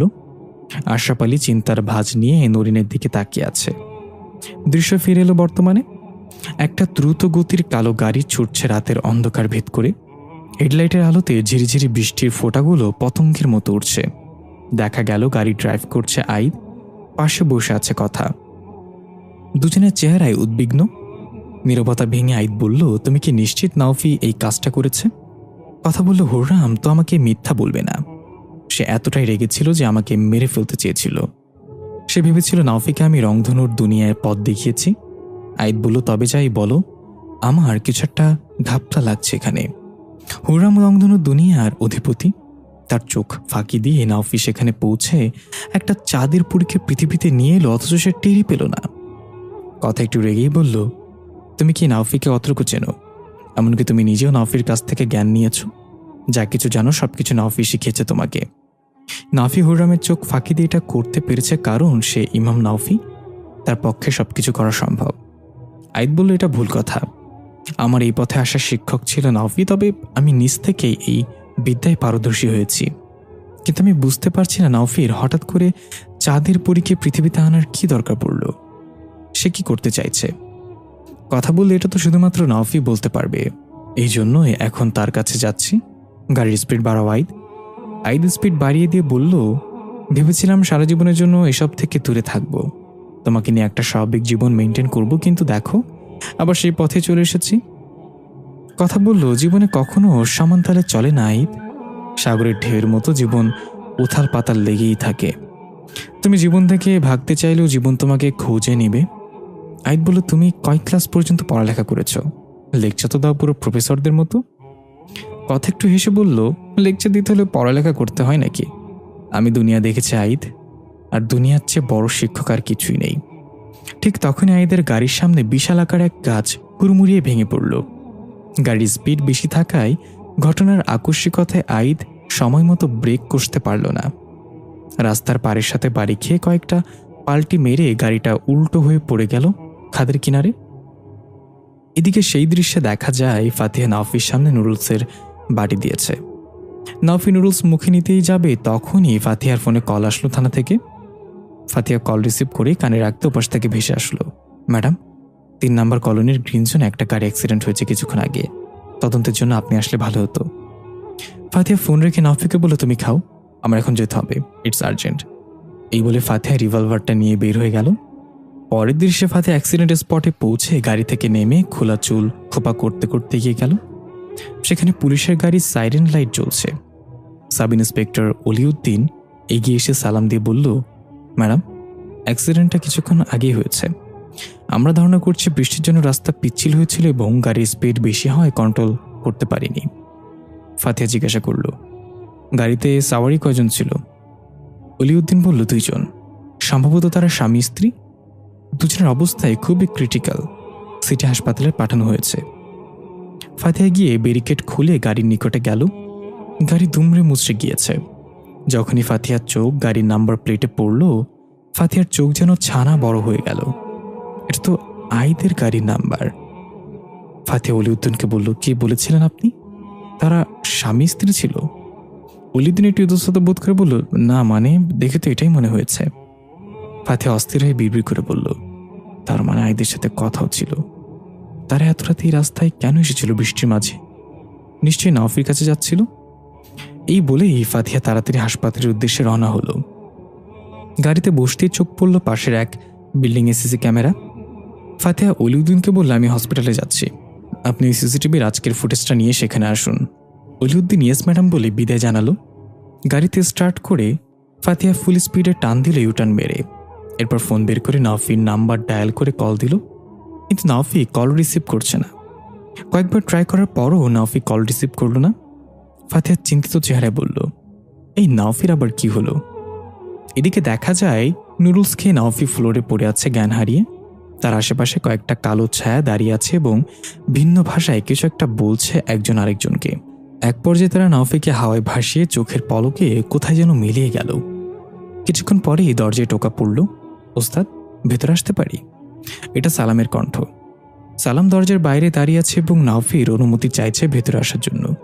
কিন্তু কয়েকবার ডাকার পরও নাওফির কোনো সারা শব্দ না পেয়ে সালাম দরজা ভেদ করে আলোর মতো প্রবেশ করল।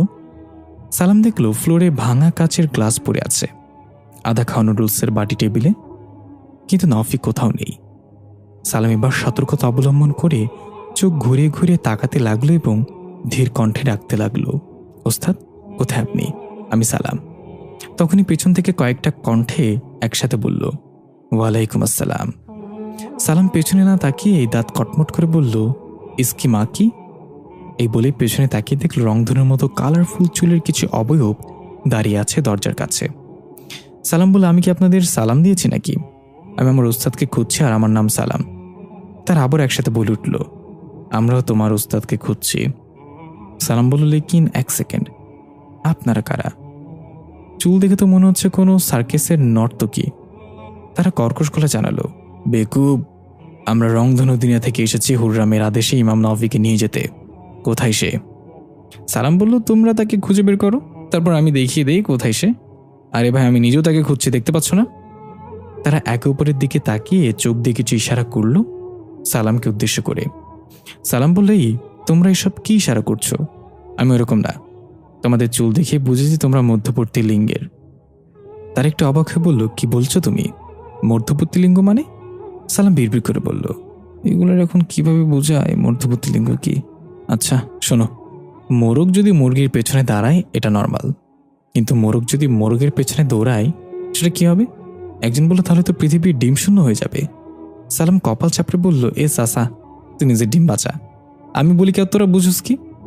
তার আবার রাগান্বিত কণ্ঠে বলল, তুমি আমাদের সময় নষ্ট করতেছো শুধু। বলো ইমাম নাফি কোথায়? কুরাম তাকে দেখতে চেয়েছে।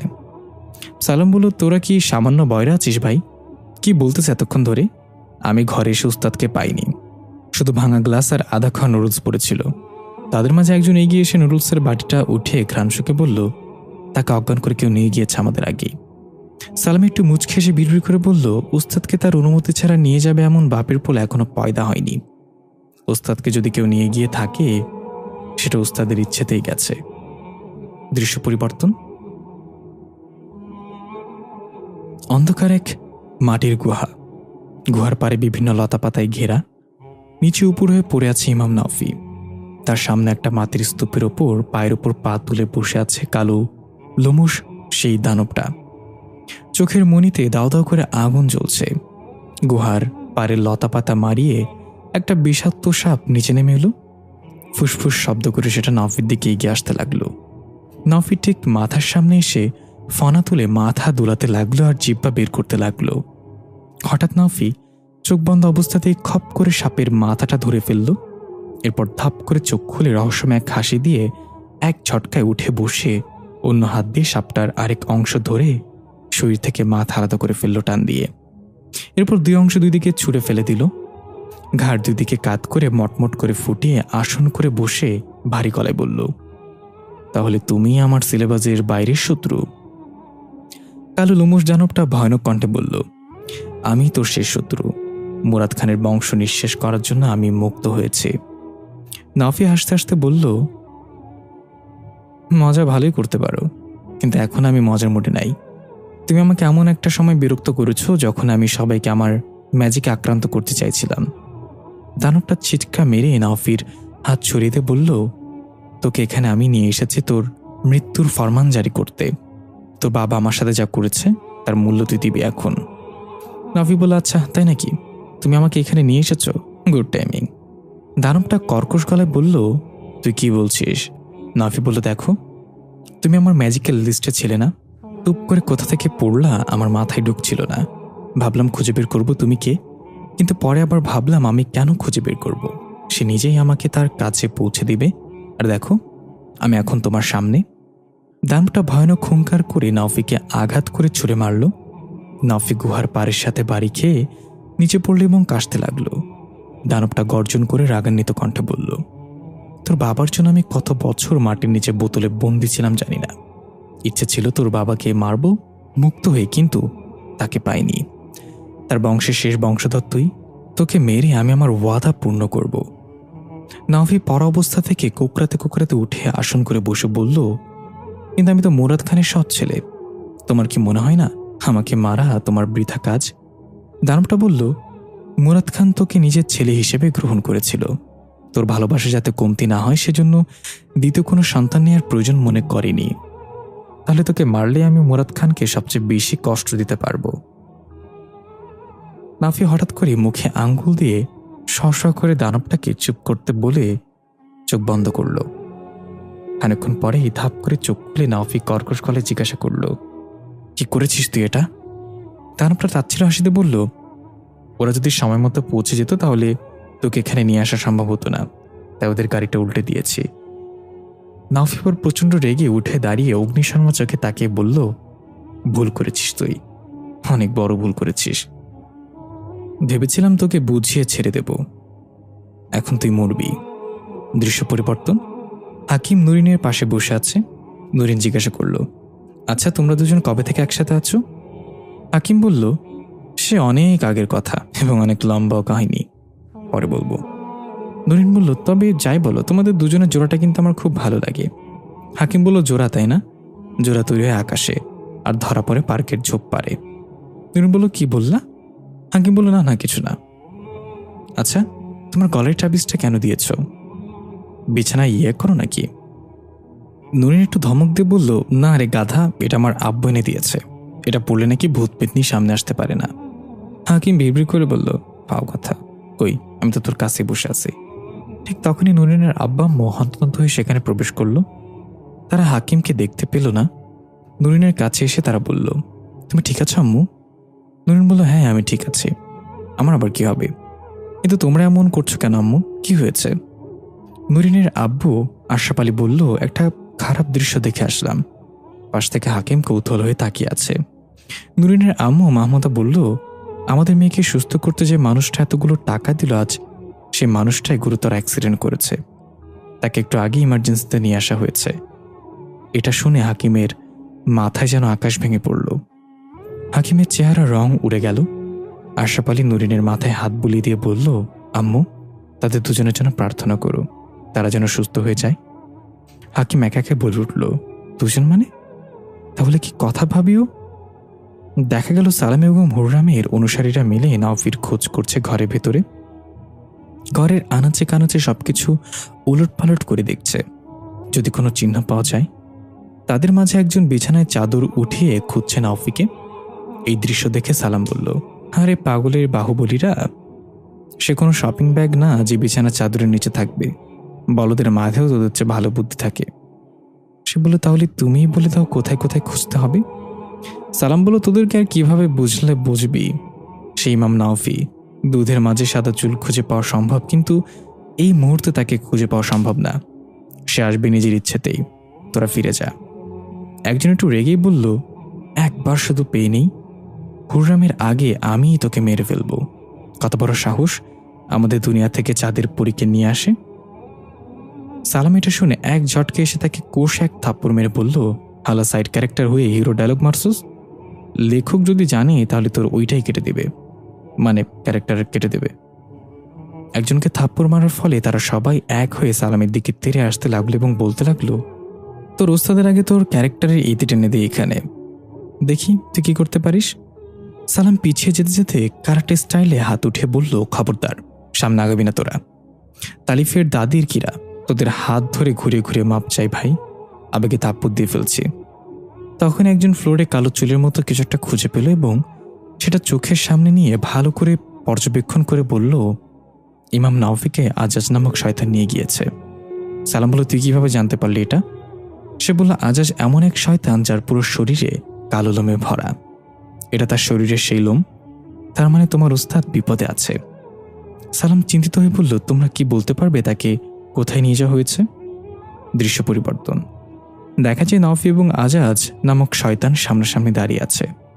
দুজনের চোখেই ক্রোধ। নাওফি কর্কশ গলায় বলল, এবার তোকে এমন জায়গায় বন্দি করব কিয়ামত পর্যন্ত তোর মুক্তি হবে না। আজাজ হুঙ্কার ছেড়ে বলল, চেষ্টা করে দেখতে পারিস মূর্খ মানব। এটা বলেই সে নাওফির দিকে তেড়ে গেল আগুনের গোলার মতো। নাওফি নিচে তাকালো, দেখা গেল সেই মাথা ছিঁড়ে ফেলার সাপটার লেজের অংশ পড়ে আছে পায়ের কাছেই। নাওফি তাড়াতাড়ি সেই লেজের অংশ ঘুরিয়ে ঘুরিয়ে আজিজকে ছটাক করে বাড়ি মারল কাছাকাছি আসতেই। বাড়িটা আজাজের চোখের এক পাশে গিয়ে লাগলো। আজাদ চিৎকার করে চোখ চেপে ধরে পিছিয়ে গেল। নাওফি দেরি না করে সুযোগ কাজে লাগিয়ে নিজের চারপাশে একটা গোলাকার বৃত্ত এঁকে দিল পা দিয়ে। এরপর অদ্ভুত কিছু মন্ত্র উচ্চারণ করতে করতে হঠাৎ করেই হাওয়ায় ভেসে উঠল। আজাজ ক্রোধে ফেটে পড়ে এক চোখ ছোট করে তেড়ে আসলো, কিন্তু বৃত্তের কাছে আসতেই অদৃশ্য এক বৈদ্যুতিক ঝটকায় ছিটকে পড়ল দূরে। নাওফি চোখ মেলে তাকালে দেখা যায় চোখের মণিগুলো নীল রং ধারণ করেছে। আজাজের চেহারায় এবার আতঙ্ক দেখা দিল। নাওফি বলল, তুই কি আমাদের আদর্শ মনে করেছিস? দেখ তোর সাথে আমি কি করি। এই বলে হাতের ইশারায় গুহার পাড়ে থাকা লতাপাতাগুলো উঠিয়ে এনে সেগুলো দিয়ে আজাজকে পিছিয়ে ফেলতে লাগলো। আজাজ প্রাণপণে সেই লতাপাতার প্যাচ থেকে নিজেকে ছাড়ানোর চেষ্টা করতে লাগলো আর বলতে লাগলো, আমার ভুল হয়েছে, আমাকে যেতে দে, আর কখনো তোর সামনে আসবো না। নাওফি বৃত্ত থেকে বের হয়ে এসে আজাজের সামনে দাঁড়িয়ে বলল, কেন চলে যাবি?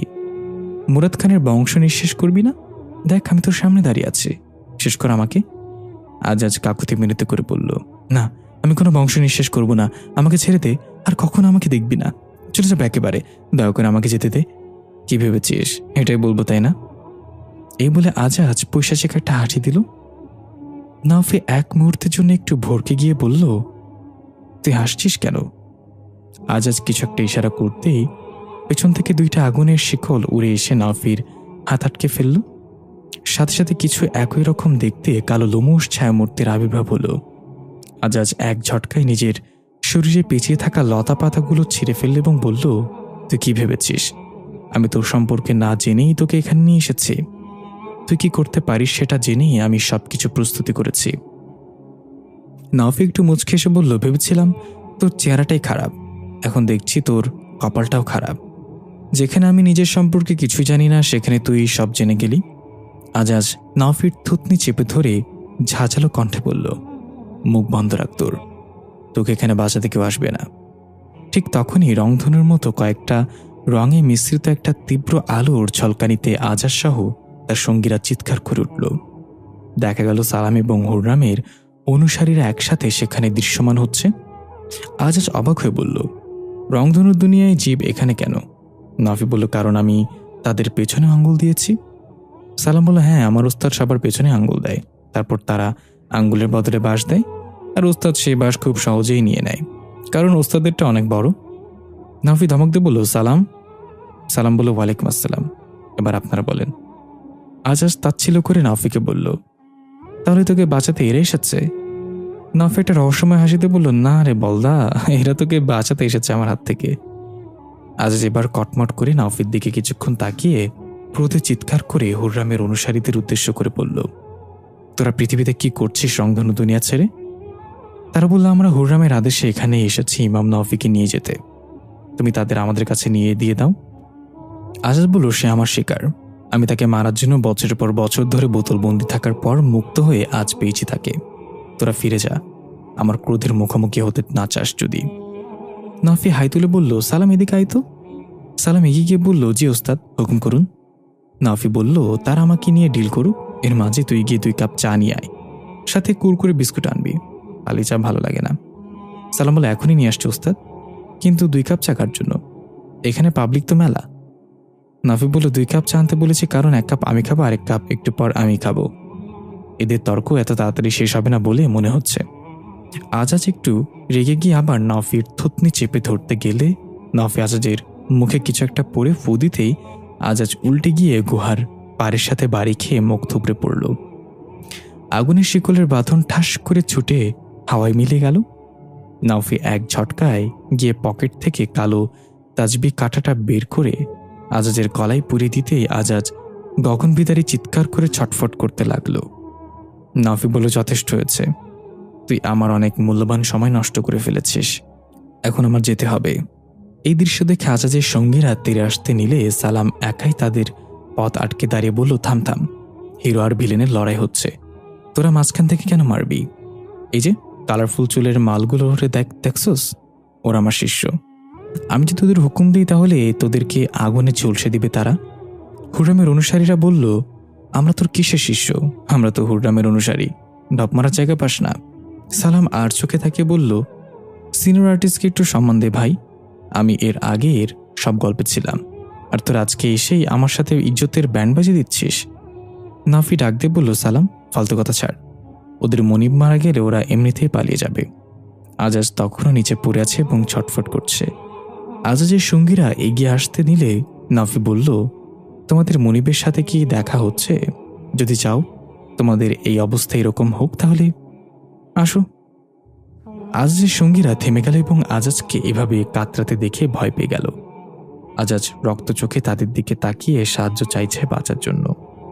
তারা ভয়ে এগিয়ে আসলো না এবং এক এক করে সেখান থেকে গায়েব হয়ে গেল প্রাণ নিয়ে।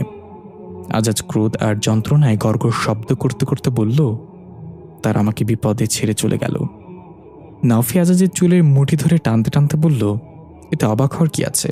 ধোঁকাবাজি শুরু তো তোদের হাতেই হয়েছিল সৃষ্টির সূচনা লগ্নে, তাহলে এখন অবাক হচ্ছিস কেন?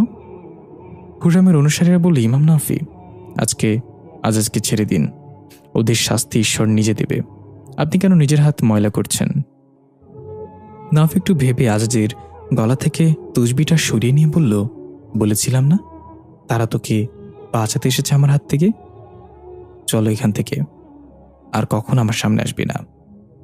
আজাজ হাঁপাতে হাঁপাতে নিজের গলা ডলতে ডলতে উঠে দাঁড়িয়ে হুররামের অনুসারীদের দিকে কিছুক্ষণ তাকিয়ে থেকে ইমাম নাফিকে উদ্দেশ্য করে কিছু বলতে নিয়েও বলল না। আস্তে আস্তে সেখান থেকে গায়েব হয়ে গেল। নাফি তসবিটা পকেটে রেখে বলল, সালাম চল এখন থেকে, আমাদেরকে হাসপাতালে যেতে হবে। হুররামের অনুসারীরা বলল, না, আপনি এখন আমাদের সাথে আসবেন। ম্যাডাম আপনার জন্য অপেক্ষা করছে। সে আপনাকে জিজ্ঞাসাবাদ করবে চাঁদের পরীকে নিয়ে আসার জন্য। নাভি বলে, আমি যাব তার কাছে, তবে এখন না। তারা জিজ্ঞাসা করলে, তাহলে কখন? নাভি বলে, যখন আমার ইচ্ছা হবে। দৃশ্য পরিবর্তন। হাসপাতালে আইদ এবং কথা পাশাপাশি বেডে শায়িত আছে। দুজনে গুরুতর আহত হয়েছে। শরীরের বিভিন্ন জায়গায় ব্যান্ডেজ করা, মুখে অক্সিজেন মাস্ক লাগানো। দরজায় কাচের ছোট্ট অংশটা দিয়ে তাকিয়ে আছে হাকিম। তার চোখে মুখে বিষাদের ছাপ। হাকিম যে খুব কষ্ট পাচ্ছে সেটা তার মুখ দেখে স্পষ্ট বোঝা যাচ্ছে। দেখা গেল ফাতিহা তাড়াহুড়ো করে হেঁটে আসছে এদিকে, সাথে ডাক্তার এবং একজন নার্স। ফাতিহা ডাক্তার সবকিছুকে খুলে বলছে পেশেন্টের বর্তমান অবস্থা সম্পর্কে। হাকিম দরজা থেকে সরে গেল আস্তে করে ফাতিহাকে আসতে দেখে। ডাক্তারের সাথে ফাতিহা ওয়ার্ডে প্রবেশ করে আইদ আর কথাকে এই অবস্থায় দেখে প্রচণ্ড মর্মাহিত হলো। কাছে গিয়ে কথার মাথায় হাত দিয়ে বলল, চিন্তা করো না, ডাক্তার বলেছে খুব তাড়াতাড়ি সুস্থ হয়ে যাবে। ডাক্তার রিপোর্টগুলো দেখতে দেখতে বলল, আইদের মাথার একপাশে খুব বেশি ক্ষতিগ্রস্ত হয়েছে, আর কথার তেমন কিছু ড্যামেজ হয়নি।